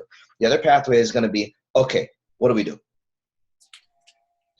9 times out of 10, when it comes to new media, it's going to be, okay, what are we going to do? Unpause. Please continue. Right. So, okay, what are we going to do? You know what? I'm glad that you have a lot of interest, and just to make sure that I'm clear, you're interested in going into the next steps and work together. Is that correct, Mr. Michael? Yeah, we see what we're gonna do. We make a couple of deals. If it comes out good, we keep going. Awesome. So I still don't have enough information because I'm very technical when it comes to marketing. What is a technical? What does that mean? I like to do things very properly. I have strong fundamentals in my marketing, and I trust in my process. I believe in my process so much that I do it for every single campaign, and it's quite tedious, Mr. Business Owner. And I honestly don't know exactly what kind of campaigns would be the best for you right now. We just had a conversation, and I need to process this. I need to come up with a game plan and a strategy. From what I'm understanding from our conversation, you see the value in what we're doing. So what I'm pause real quick. I say you see the value in what I'm offering. You think this is going to be a viable method to market your business. I let them know that, and then I want them to agree to that. So you see that this is a great way to market your business, and you would like to take the next step and invest into this marketing method for your business. I'm going to send you my rates and my details, and from there we can make a plan. But that's going to be my next step. So I can then either pull out my contract right there. I could hit him up with the contract beforehand. We'll talk about that here in a bit. Or I could say, these are my rates, and this is kind of where we're at, just so he has an idea of what's going on. Most of the time, for me, I'm going to go home. I'm going to go to Dubsado. I'm going to send over this, something like this.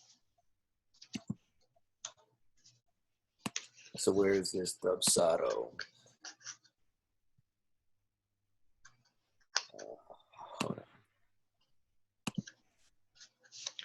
By the way, guys, and Frank kind of went through it really quick, but I just want to kind of put a little asterisk on it. There is a, here, let me turn my camera back on. I turned my camera off because I didn't think anybody would believe that I was actually talking like an Italian. So, besides of which I'm not. I'm German and Hawaiian, so real different. And my Brooklyn accent needs work. I know, Jeff. Just give me a break, okay? I tried. Not bad. Yeah, it's been a while since I've been to Brooklyn. The idea of putting an exclamation point on the fact that you understand, and then getting them to understand. So when you're talking to them, you're having them reconfirm. Like Frank said, Mr. Michael, let me make sure we understand. You understand clearly what we're talking about here. Is this what you understand? Yeah. Okay, great. Let me also make sure that we understand, and keep saying we. Let me also make sure that we understand this is what we're talking about getting done. This is what your niece is going to be responsible for. This is how I'm going to be talking about getting involved here and working with your company so that we can make it more money. Is that correct? You may have to really dumb it down in some cases. The way Frank does is very intelligent. I love it. But you're going to want to keep getting them to say, yeah, no, absolutely. That's exactly what I said. You may need to clarify at that point too. Hey, real quick, while I'm thinking about it, I just want to clarify a point. When you said what did that mean? Ah, got it. So you're saying boom, boom, boom, boom, boom. Yes. Okay. So here's what I'm thinking. And then you lay out what Frank's laying out right here. And then I would need to know, like, you know, it's all, there's no script. It's like, what is good for this business? Here's my general thoughts. Mr. Business Owner, I want to give you a legitimate proposal, legitimate offering. I need some time after having this conversation to strategize and send you an offer and some details that are going to outline my rates, that are going to outline this, and this. This is just an example, and this is a template that I use. And this is for a complimentary campaign. You know, obviously I'm going to go for the sale, but I just kind of have this here. I could just go right here, click complimentary, delete it, and then, you know, all this other stuff, and go from there. But they're going to see all of this, my monthly retainer, my campaign setup fees, what it's like to work with me in different services. And then I break this down right here. I tell them exactly what I'm doing. And they're like, man, that's a lot of crap. And it looks legit. And they sign contracts, and they're like, all right, we're ready to go. Because they're not buying strategy. They're not marketers. They're business owners. Like Michael was saying, you're going to bring me more leads? Perfect. And if you've done a great job of value stacking and letting them know about the different things that are there, you did a great job about qualifying. This is going to be a super easy conversation. Now, I am, you know, we're pressing fast forward through a lot of details because everything is so to each business. Like Sebastian is working with a restaurant or two restaurants, but they're like different. You know, they wouldn't have the same campaigns. We wouldn't use the same strategies, you know, like exactly. It's just completely different. The campaigns would be different. There's just a lot more there. And we want to make sure that we're providing them the best shot. So yeah, I would come home. I would wait a little bit, and I would send that over. And then I would call them up and say, hey, I've outlined our working relationship. This is what I propose. You know, these are my rates. We can kind of, you know, negotiate from there. And we're not negotiating on price. We're negotiating on what they need, what they'd like to try. And then after some back and forth, because most of the time the deals don't close right then and there on business to business, they got to do their due diligence. They got to, you know, make sure that it's all going to work out. Or sometimes they're like, yeah, we need someone to handle this right now. Boom, let's make it happen. I'll pay whatever. Let's go. Like, and that's real life example. And this could be like in this example, a really rich or cash heavy immigrant who maybe doesn't understand this stuff. And he's like, yes, I want more business. And boom, they just pay you. You do your job, you take care of them, they take care of the customers that you bring. It's a great relationship. And now that person's going to refer you to the realtor that comes to eat and has entertained all his clients there, the out-of-towners, and he wants to show them the dive restaurants and stuff like that, you know? See, the coolest thing about what Frank's talking about here with regards to consultative is you become the chameleon of sales, even though you're selling marketing. You're going to teach these businesses how to become the chameleons marketing by being able to mold to the new media that's out there and how to get themselves promoted properly. Some of your conversations are going to have to be super, super simple. Some of your conversations are going to have to be super intelligent, and you're going to run into people that are extremely smart. You know, talk about financial planners, talk about CPAs, talk about and anybody in the financial services industry. Please don't think that they're any smarter than you. They are not. They're specialists in their field. They will throw shit out there just to see if they can throw you off. It's okay. When you come back with a question. The more you come back with questions, the harder it is for them to stump you, because they're going to find themselves stumped on their own shit. And that's okay. Because after that, you've just become the expert in their minds. You want to know how often a CPA will send you somebody after they know that you know your shit?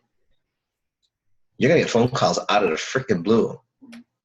Hey, Jeffrey, it's Tony. It's Tony from Merrill Lynch. Hey, I got this guy for you. It's not the Chicago one, which is I got a guy. It's I got this guy. So, but that kind of stuff happens. And this is all Frank is showing you guys. Be aware, be present, listen to what's being said, repeat what's being said, and the conversation is going to go. And listen, you're going to have some rocky conversations. I've had better payouts on rocky conversations than the really smooth ones. The smooth ones, I get a little nervous. Somewhere along the line, I think somebody wasn't really listening. And then when they come back, hey, what happened here? What is this? I'm like, we talked about that. What do you mean? What is this? So just be ready for anything. This way of consultative selling is really cool, and it does definitely get the bigger bucks. So that's it, One guys. question? Yeah, go ahead. Yeah, like I'm not totally, I haven't understood properly. Like if you try to avoid showing the rates, or if you like what do you prefer? Like, do you want to show them the rates so that you could close during that meeting or not? So I'm going to go into this little bonus thing. So this is one close that works with really busy business professionals. It's called the agenda close. Maybe Mike knows it by a different name. So before I even have so they're going through my process, and like you said, or like you were asking earlier, I know how much money they're spending on marketing. I know how much money they're making per month. You know, I know a little bit of enough about them to know what kind of person they are. You know, what kind of business are these. And then me being in real estate, just after being around different types of people and judging people, you know, financially or whatever, because of like what kind of people communicate or work and all this kind of other stuff. Like I had that experience, and you guys are building that experience now, because you're meeting with business owners. You're going to be like, oh, I met this guy. They're from this part of the world. They are this type of background. They're probably like this, and this. Like, I know it sounds like really not 2017 politically correct, but we're doing B2B sales. So, you know, take it for what it is. So to answer your question, Sebastian, I always pre-qualify first, and then reading into the agendas close, I always let them know, hey, Mr. Business Owner, I know that you're super busy, so I wanted to send you agenda because my intention is to do business with you, and I want to make sure that our meeting is super valuable. Excuse me.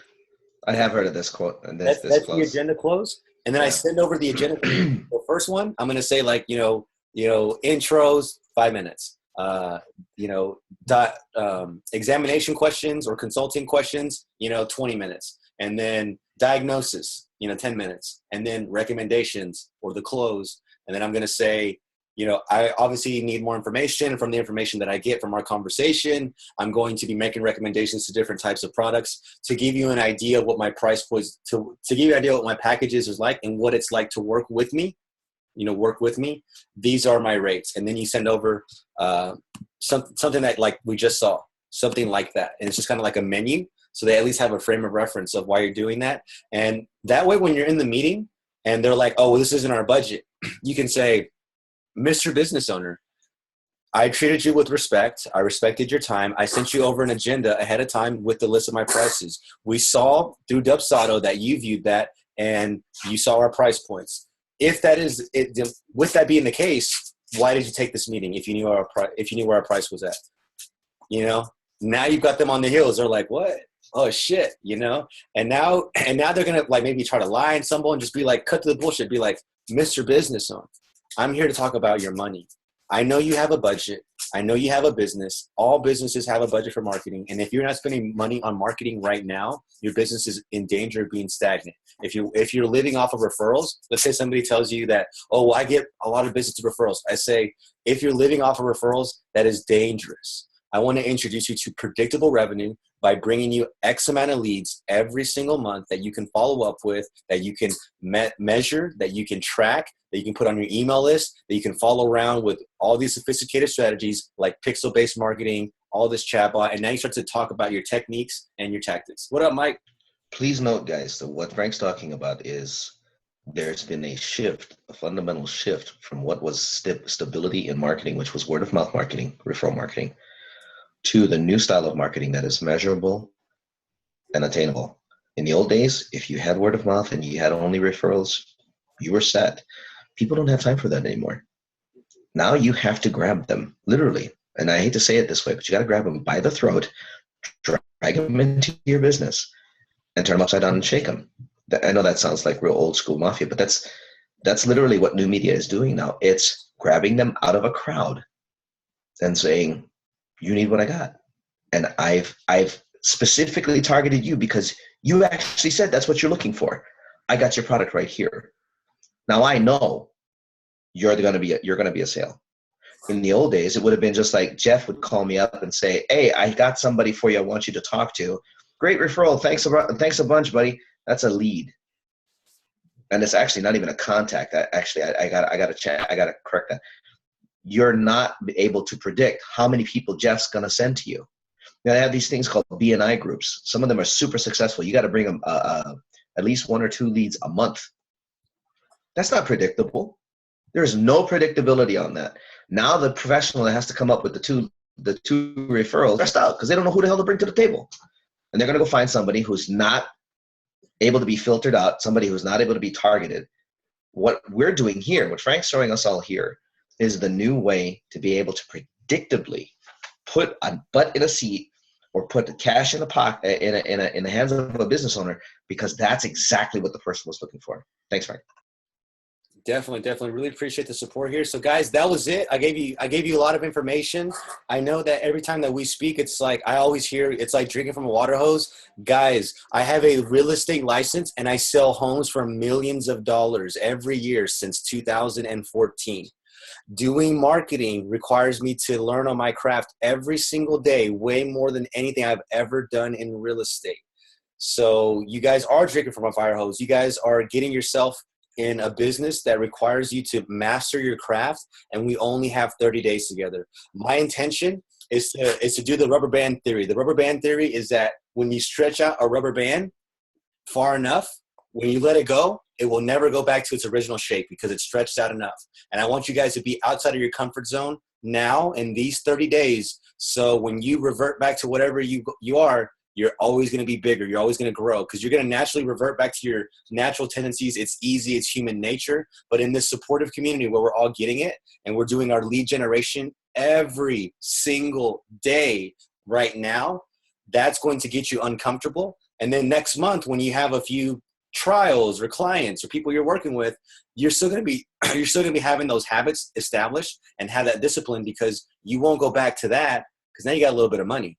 Now you got a little bit of leads. You know, now you're there and you're stretched out a little bit, and you got to force yourself to constantly grow. And I'm not always going to be there to be able to stretch you out. So right now I'm stretching out your mind. I'm stretching out your work habits. And if you can just keep up with me or even attempt to, you know, it's not designed for you to guys hit it every single day, but if you just attempt to it, by the time that you revert, like Taylor's saying that he's got the most sales experience on this call than anybody, maybe even more than Mike, just because he's been an entrepreneur for a very long time. So, you know, he himself says he's a little rusty, so he's got to stretch himself out and kind of get back to that state. And this is just going to be designed to get us there.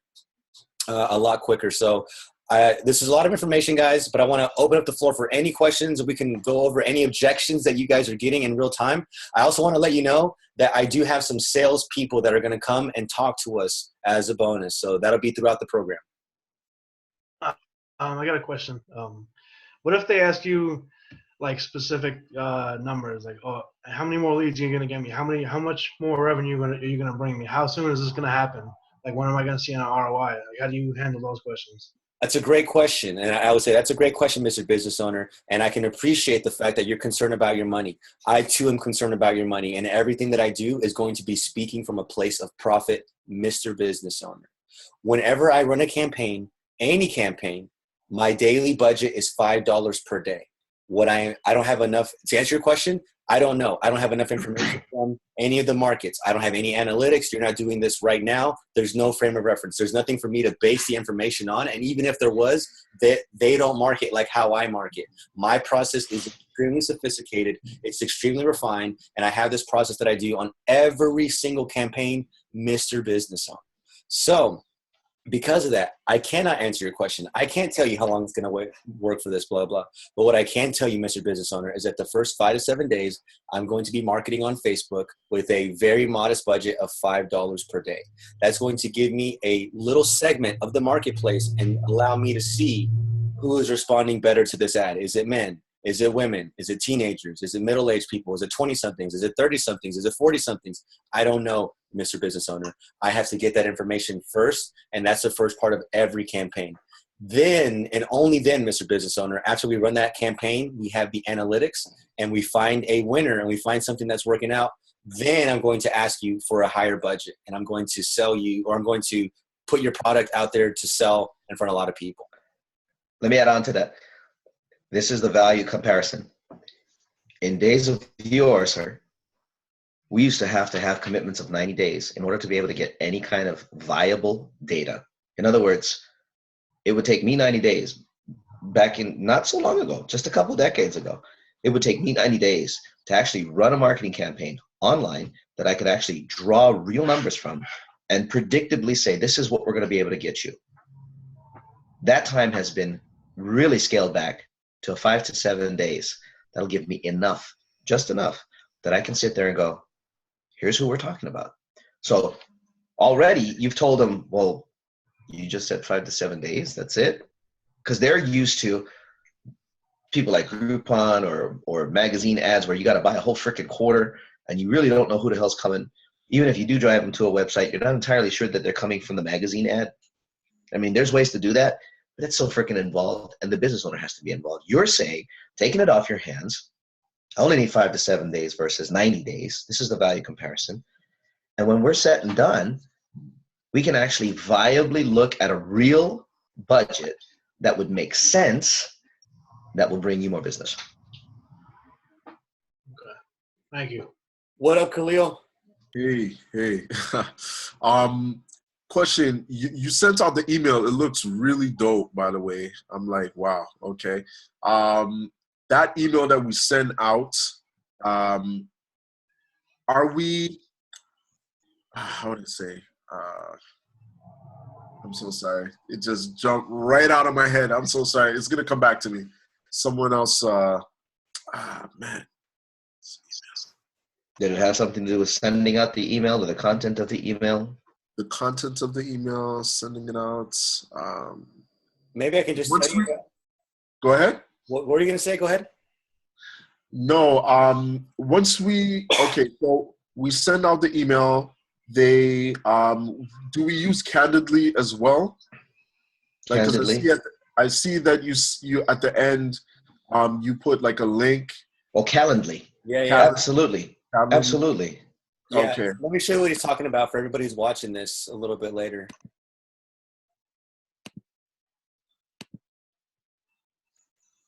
Here we go. So this is one of my outgoing emails. This is one of my cold emails that does work. Remember, this is a 3% converting email, which is really good for cold traffic. You reach out to 100 people. 3 people are going to respond. Those are 3 leads that you must commit to following up with a minimum of 8 times to have anything substantial come from that. So just putting that out there, but it's got all this stuff. And what he's talking about is I say all this stuff. It's like already written for you. You just, put it in Dubsado, and then you click this. If you are ready for an influx of customers, schedule an appointment by clicking the following link. Book a quick chat here. We click on this. And I guess this won't send because it is a sample email. So we need to put it in Dubsado? It's just a link. You could put this in Facebook. You could put this in an email. You could put this in, you could put that link in a letter. You could put that anywhere. An app. Chatbots? Yeah, chatbot, wherever. And my question was, do we use our personal email or our business email? What do you think? I mean, based on what you said before, especially with messaging people on Facebook, that we should message from our personal email, our personal Facebook. I guess it gives that personal touch. But from the email standpoint, I wasn't quite sure, to be honest with you. Business email. Business email? Business Okay. email. So even with Facebook, we should still stick with our personal Facebook as opposed to, I don't even know if we can message businesses from our business email, from our business. You can go ahead and go with your personal page right now, because people might think it's a customer, and that's what it's designed for. By the way, guys, like posting those status updates on Facebook and posting those status updates on Facebook groups, like that is the shittiest way to get leads, and that's like super easy. And the people that you meet are going to be really shitty leads. You might get lucky, and you might get some case studies, and you might be able to take that and leverage that to build an actual business, lead generate, get case studies, get testimonials, or close somebody, or lead generate and close somebody. Like that's a standard way to build a business. Let's just say your conversion rate on that status update versus a targeted email is going to be extremely different. Right. Okay. So here is when they click on whatever they clicked on, it'll come to something like this, and this is my Calendly. So they'll come over here and they'll be like, okay, this is where I can click and have a chat, blah, blah, blah. And they can just select that. And now I'm giving a call to action. Say, hey, here's a great email. If you want to take the next steps, go here. Because if you don't have this set up, it's like, I'm interested. When can you meet me? This time works for me. What time works for you? I'm busy this time. Blah, blah, blah, blah, blah, blah, blah, blah. This is like, yo, I'm awesome. Here's how to work with me. Fuck with me. You don't fuck with me?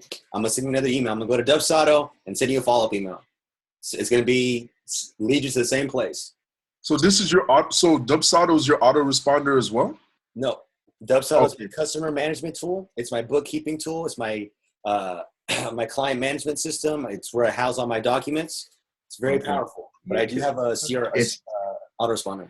It's called a business suite. That's what I was using. That's what I was using Trello for. Trello is project management. Yeah, Right. Okay. Yeah. So, yeah, that's basically. So we're going to cover that stuff in the operations part of training. As far as like what to use there, we're still a bit away from that. And right now, you don't need operations. You just need a lead generate. If you're not working with anybody who's paying you, don't worry about that stuff. Okay. Focus on the first step. All this other stuff, this is a great knowledge. You don't need knowledge. You can go to all the other places. You can find that stuff there. What we're doing right now is we're lead generating. We're getting after the peeps on there. So, yeah, you asked some great questions, man. What's up, Hey, I just wanted to quickly follow up on something earlier. What I said with regards to the status updates and your conversion rates. Just because they're lower, that doesn't mean you don't do them. You do them anyway. Get them calendared. Figure out what the best response time is on your status updates on LinkedIn and on Facebook, and post them anyway. Take the shitty leads. You got to learn how to work with them anyway. You're going to get them even off of the emails. You're going to get some bad ones. Bad ones. Okay. And they're great practice. They're great practice. Like, do you want to mess up on a good lead? No. Get those jitters out in a bad lead. Figure out what it's like to work with them, especially if you're like new to sales. Yeah. All right. Hey, Frank, real quick question. Yeah. I don't know what docs or items I should have, because I know we talked about. Hey, sorry, hold on real quick. Let me close my door. Okay. yeah, if you guys have any questions, write them down so we can just kind of, make sure that we don't lose them. Yeah, so my question was, I don't know what docs or items I should have. I know you were going to come up with a list of questions we should be asking our clients. I didn't hear like the second word you said. You don't know what kind of what? Like docs or items I should have. I mean, is it not coming through very loud? I'm not hearing you too well. Docs? Is that what you said? Here, hold on, let me. Documents, I guess? That's so weird. I think he's referring to the mind map that you made. Oh, I'm still unclear on what he's asking. Yeah, is that better? Can you hear me better now? Yes, I don't know what you did, but yeah, that's better. I just switched my microphone. I don't know what's happening. Okay. Yeah, so the documents, I just want to make sure I have everything because I know one of the things we spoke about on the first call was getting like a list of questions that you use to qualify people, stuff like that. Right. And so that is going to be more of a form kind of thing. And for this call right here, like this is, excuse me, I'm going to share my screen right now.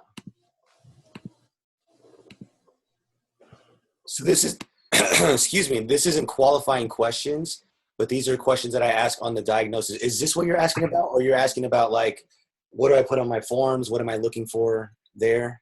Yeah, or just if you had like a list of questions that you ask, on every call or every appointment. During a sales call, not when you're qualifying them.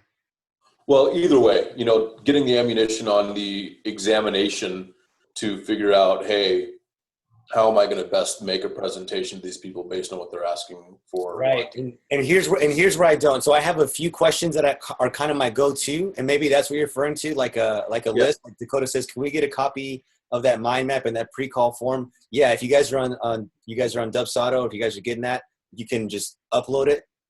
Definitely use that or whatever you're going to use.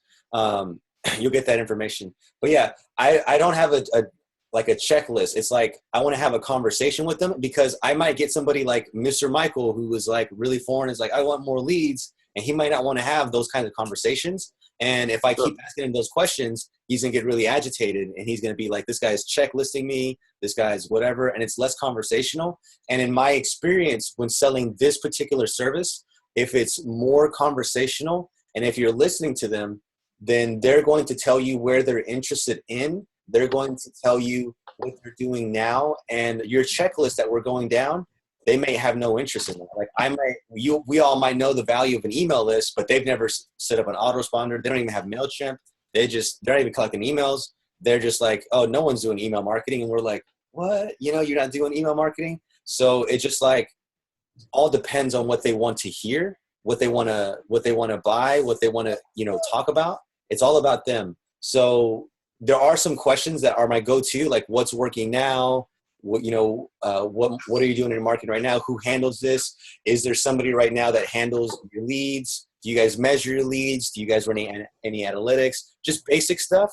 And it's just always getting them to talk about their business. And whatever they give me, I will then ask questions about that. So like, for example, Taylor, Taylor's a married guy, so he hasn't had to deal with this for a while. But Taylor, when I go out to a bar, I don't have a checklist and be like, hey girl, what is your name? What is your zodiac sign? I like to say, what's up, girl? How you doing? She might be like, I'm doing good, daddy. I'll be like, oh, what's up, girl? And I might like dance on her. So, hey. Or there might be this girl be like, this night is so boring. I'll be like, oh yeah, I know, right? Let's get people together. And like, I just flow with them. Just as long as Megan Trainor's song No doesn't start playing.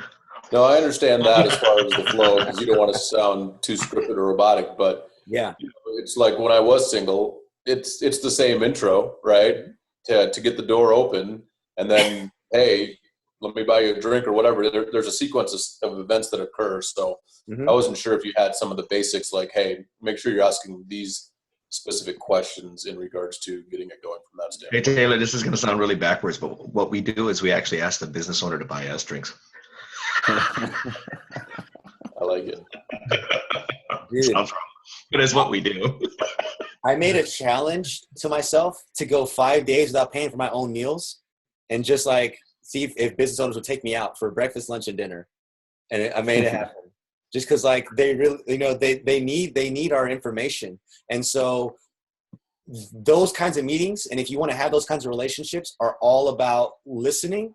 But to answer your question, you just like on the form that I have, I'm going to send you guys something over that has something like this, and they're going to be not this, because this is really hard to follow, and I want to have an actual worksheet. So like what's going to happen is I'm going to send stuff like this to my VA, and they're going to put it into like a form. So maybe you could take it with you, and you could be writing down for your first few appointments and be like, oh, awesome. But these are basically the questions that I ask. These three right here. What are you doing now for your marketing? That is going to be like a 20-minute response that they have, and I can just add little mini questions onto that. You know, so how's that working? Tell me more about that campaign. So what are you doing for your marketing now? What's working now? And where do you see the room for most improvement? Those are the three questions that I ask. If somebody mentions something, you know, here's where you start to get a little bit deeper. If somebody mentions something about Facebook, I'm saying, okay, are you running Facebook ads? Yes, I am. Are you using the boost post? Or this is what you want. Okay, right? This is where we're headed? Is this better? Sure. Yeah. Okay, so are you using the boost post, or are you going into the Facebook ads manager, or are you going into Power Editor? And they're like, oh, what's Power Editor? What's ads manager? And now you kind of gauge where they're at, and then I know not to go deeper than that. And if they say, you know what, I'm using Power Editor or I'm using ads manager, so great. What is your cost per customer acquisition? What is your cost per click-through rate right now? Are you running any kind of retargeting right now? Do you have your pixel set up? Do you have a sales funnel or a sales process established? You know, but it's like what they tell me though. It's all about that. So like when the girl at the bar says, yeah, I was a cheerleader, I was in a sorority. Oh, what sorority were you in? I was, you know, a Delta Gamma. Oh, the Anchor Splash, blah, blah, blah. You know, you just kind of like do those kinds of things. Oh my gosh, a cheerleader, Frank, really? Oh my God. Yeah. I love it. So yeah. Okay. This is perfect. So yeah, let's break that down again. So Facebook examination questions. So if they start talking about Facebook, let's talk about Facebook ads. First question is, are you doing boosted, ads manager, or Power Editor? Second is asking about their metrics. Obviously, in their cost per lead, cost per customer. Does anybody not know the difference between a cost per lead and a cost per customer? Customers are the ones that converted, right? Yeah, exactly. So if you're getting video views for like 1 to 2 cents, that means your cost per lead is 1 to 2 cents. But if it's taking you like 3 or 4 marketing campaigns and your cost per customer is like $10, you know, that's your cost per customer. But then if your minimum offer to them is like $1,000, you know, now you're making several 100% in ROI off of that. So I always talk about their metrics on Facebook ads. And then and let's say we go down deep. We got somebody who knows their cost per lead. We know their cost per customer. Let's talk about retargeting. So how are you retargeting? What are the results? And then say, do you have pixels? You probably do. Excuse me.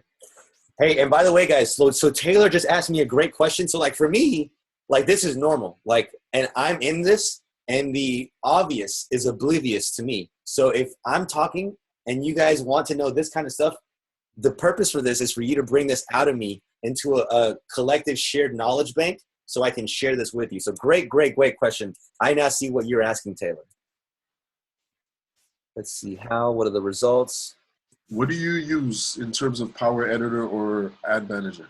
I like to use the Ads Manager just because it's a little bit easier and I can show my clients what's going on if I need to. The Power Editor is amazingly targeted, and the new Ads Manager looks just like the Power Editor. So Facebook kind of like is going to get rid of that just because they're like, why do we have both? And they're getting very, very similar. I have ran the same exact campaigns from both the Power Editor and from the Facebook Ads Manager. I've seen no difference on anything except for like obviously the Power Editor has a little bit more targeting that in some cases are necessary. Okay. But you can get most of those in the That's gonna go to real industry specific kind of stuff. Yeah, exactly. So this is kind of stuff that I'm asking on Facebook. Okay, Google AdWords. So first and foremost, what's your cost per click? What's the response? And who are your competitors? Who are your competitors? Because the competition runs up the keywords. And here's why I bring up the competitors. Mr. Michael, you run the bistro, and the bistro across the street is running Google ads in your zip code as well for bistros in Las Vegas. So he doesn't use real food. He's not real. Exactly. And he's going to be like hating on that guy. And now he and I are on the same team because I'm going to be like, yeah, screw that guy, blah, blah, blah. And now we're like, subconsciously, we're more aligned. We're in the same tribe now,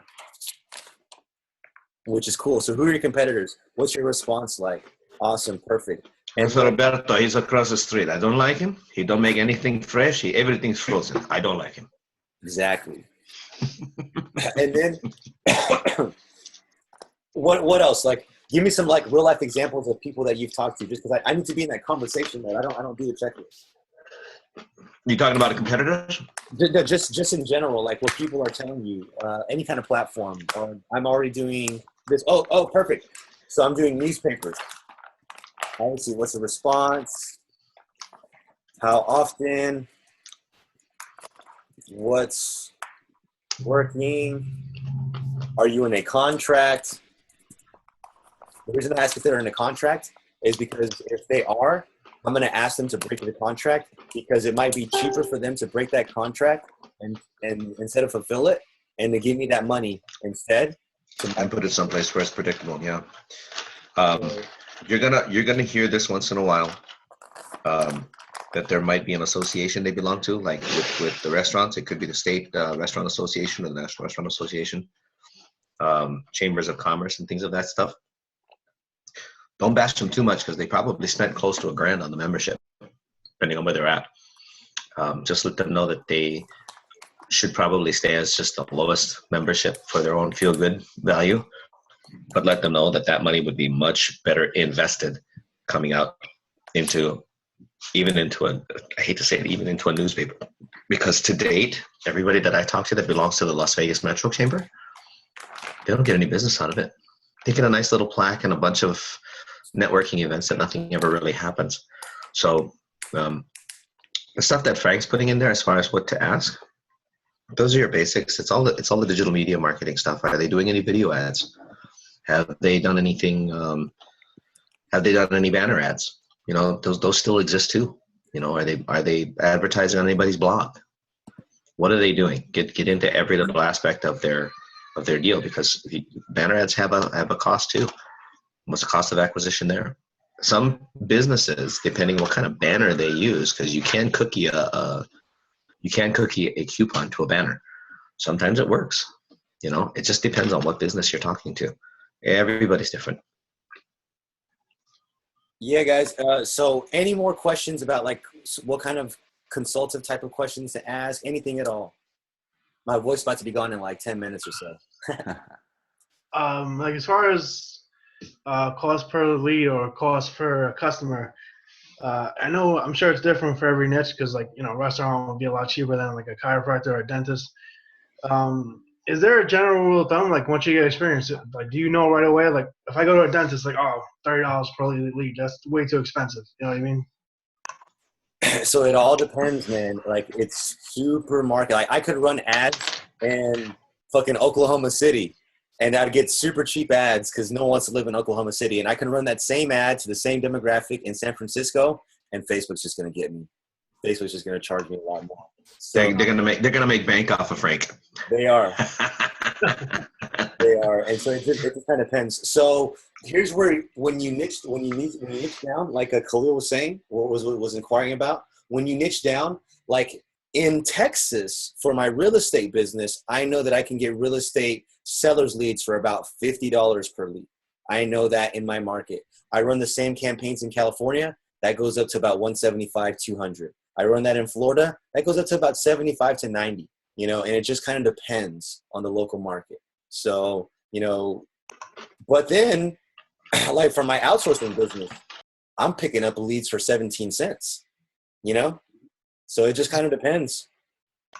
Your region, your niche, your demographics. The nice part about it is that the if I don't know, did they change the estimate as far as reachability and possible potential conversion on the Power Editor, Frank? I haven't looked at it. It's their best guess, honestly. It's still their best guess. Yeah, it's still their best guess, and it's pretty good. Google PPC is really good. They've got that sucker down to a science, but don't get stuck on that because it is a freaking science. Absolutely, guys. Any more questions, fellas? I gotta take Is this the all male review tonight? Where's Rachel? Where's our other girl?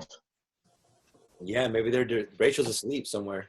Taylor, you gotta go. Thanks for being here, man. Thank you. See ya. Bye.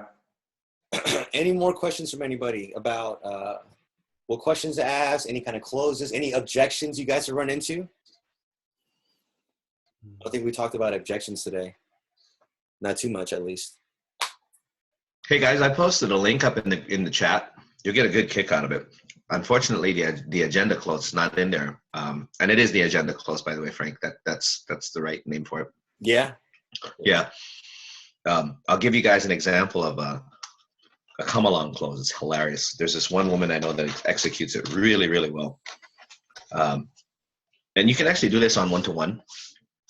It's almost like a test. It's almost like a test close. But in a group setting, it's when you're actually selling a seminar. She'll stand on stage. She'll make the offer, present the whole deal, build value, build value, build value. Everybody's excited. And then she basically hits them with the price. So the price for this deal to be with me for 3 days is $59.97. However, I want to do something a little different. So I want you guys to show me by a show of hands. Excuse me. If I was to cut this in half, and I want you to leave your hands up, okay? If I was to cut this in half, how many of you guys would be able to do that? How many of you guys would jump on that today? A couple hands go up. Okay, a couple of you. What if we did this? What if I went down to $19.97? How many of you guys would do that? 2 more hands go up. Okay, well, that's pretty good. How about $9.97? Bunch more hands go up. $9.97 is not bad. That's not bad. How about $6.97? When she's got 70% of the people with their hands up in the air, she goes, $6.97? All right, let's do it. Come on, let's go. And she'll step off the stage and she'll walk them. All of you guys with your hands up, come on, let's go. And she'll walk them to the table to close them. That's called the come along close. I've seen her do it twice. She does not miss. You can do that. You can do the same idea, depending, of course, on what you're dealing with. In our case, we're a little more solid with our pricing, but the principle can still be used. That whole thing about comparing the 90-day versus the 5 to 7 day, that's part of that value build. It's the ability to show somebody, hey, listen, in the old days, what would you have paid for a 90-day campaign? How much would you have paid for a Yellow Page ad? So if you're not having to pay that much and you're making that much more in your return, that you actually can see what your conversion rate is, what your cost per your customer is, or cost per lead, and you can actually know where it's coming from, how much more would that be worth to you? Well, it'd be invaluable. Great, cool. You just got them to say one of the yeses. Does that make sense? Yeah. One question, do you always try to focus on the competition as opposed to like what is the potential of the client? Like maybe they have Mondays, Tuesdays, like 20% empty. So there's a psychological process when you do certain things within the closing process. The one thing you never want to do is get the person riled up about anything. You want them comfortable, you want them happy. So if they do bring up the competition, you want to put them at ease and letting them know, you know what, Roberta doesn't use fresh ingredients. That's okay. Let me tell you something, Mike, he's not going to matter here in just about 2 weeks to 3 weeks. And here's why. All the stuff that we've been talking about, we're going to take you and put you out on that pedestal. So where Roberto comes out and he says, yeah, but look at me, I got better pricing, I got this. Yeah, but everybody already knows you use fresh ingredients, you're open in better hours, your people are much nicer, and it's because we did it together. don't worry about Roberto. He's not even, in fact, he's not competition anymore. When you do stuff like that, you tell the business owner, you mean I don't have to worry about competing with him? How's that work? Yeah, and so I always just talk about the positives as much as possible. If they bring it up, I kind of let them know about that. But at the end of the day, I tell them, Mr. Business Owner, there is no competition. If you work with me, I am going to give you a superior advantage in the marketplace amongst all your competitors. They won't have one iota of your sophisticated marketing strategy if you roll with me. There is no competition, period. It's like, let them know, like, I am your competition eliminator. Like when I say competition, I meant like compare our kinds of services like social media compared to like paying for a newspaper. Don't dwell on it too much. Get through it, get over it. Because if you sit on it too long, it's going to start sitting in their mind. Well, there must be something going on because he keeps saying newspaper ads. Yeah. Address it, kill it, done. Don't address it again. Keep moving forward with what you got. Because it's your stuff that's valuable. You don't want to talk about the stuff that's not. 100%. All right, guys. Hey, I got to go. It was great call. If you have any more questions, please reach out and post on the group.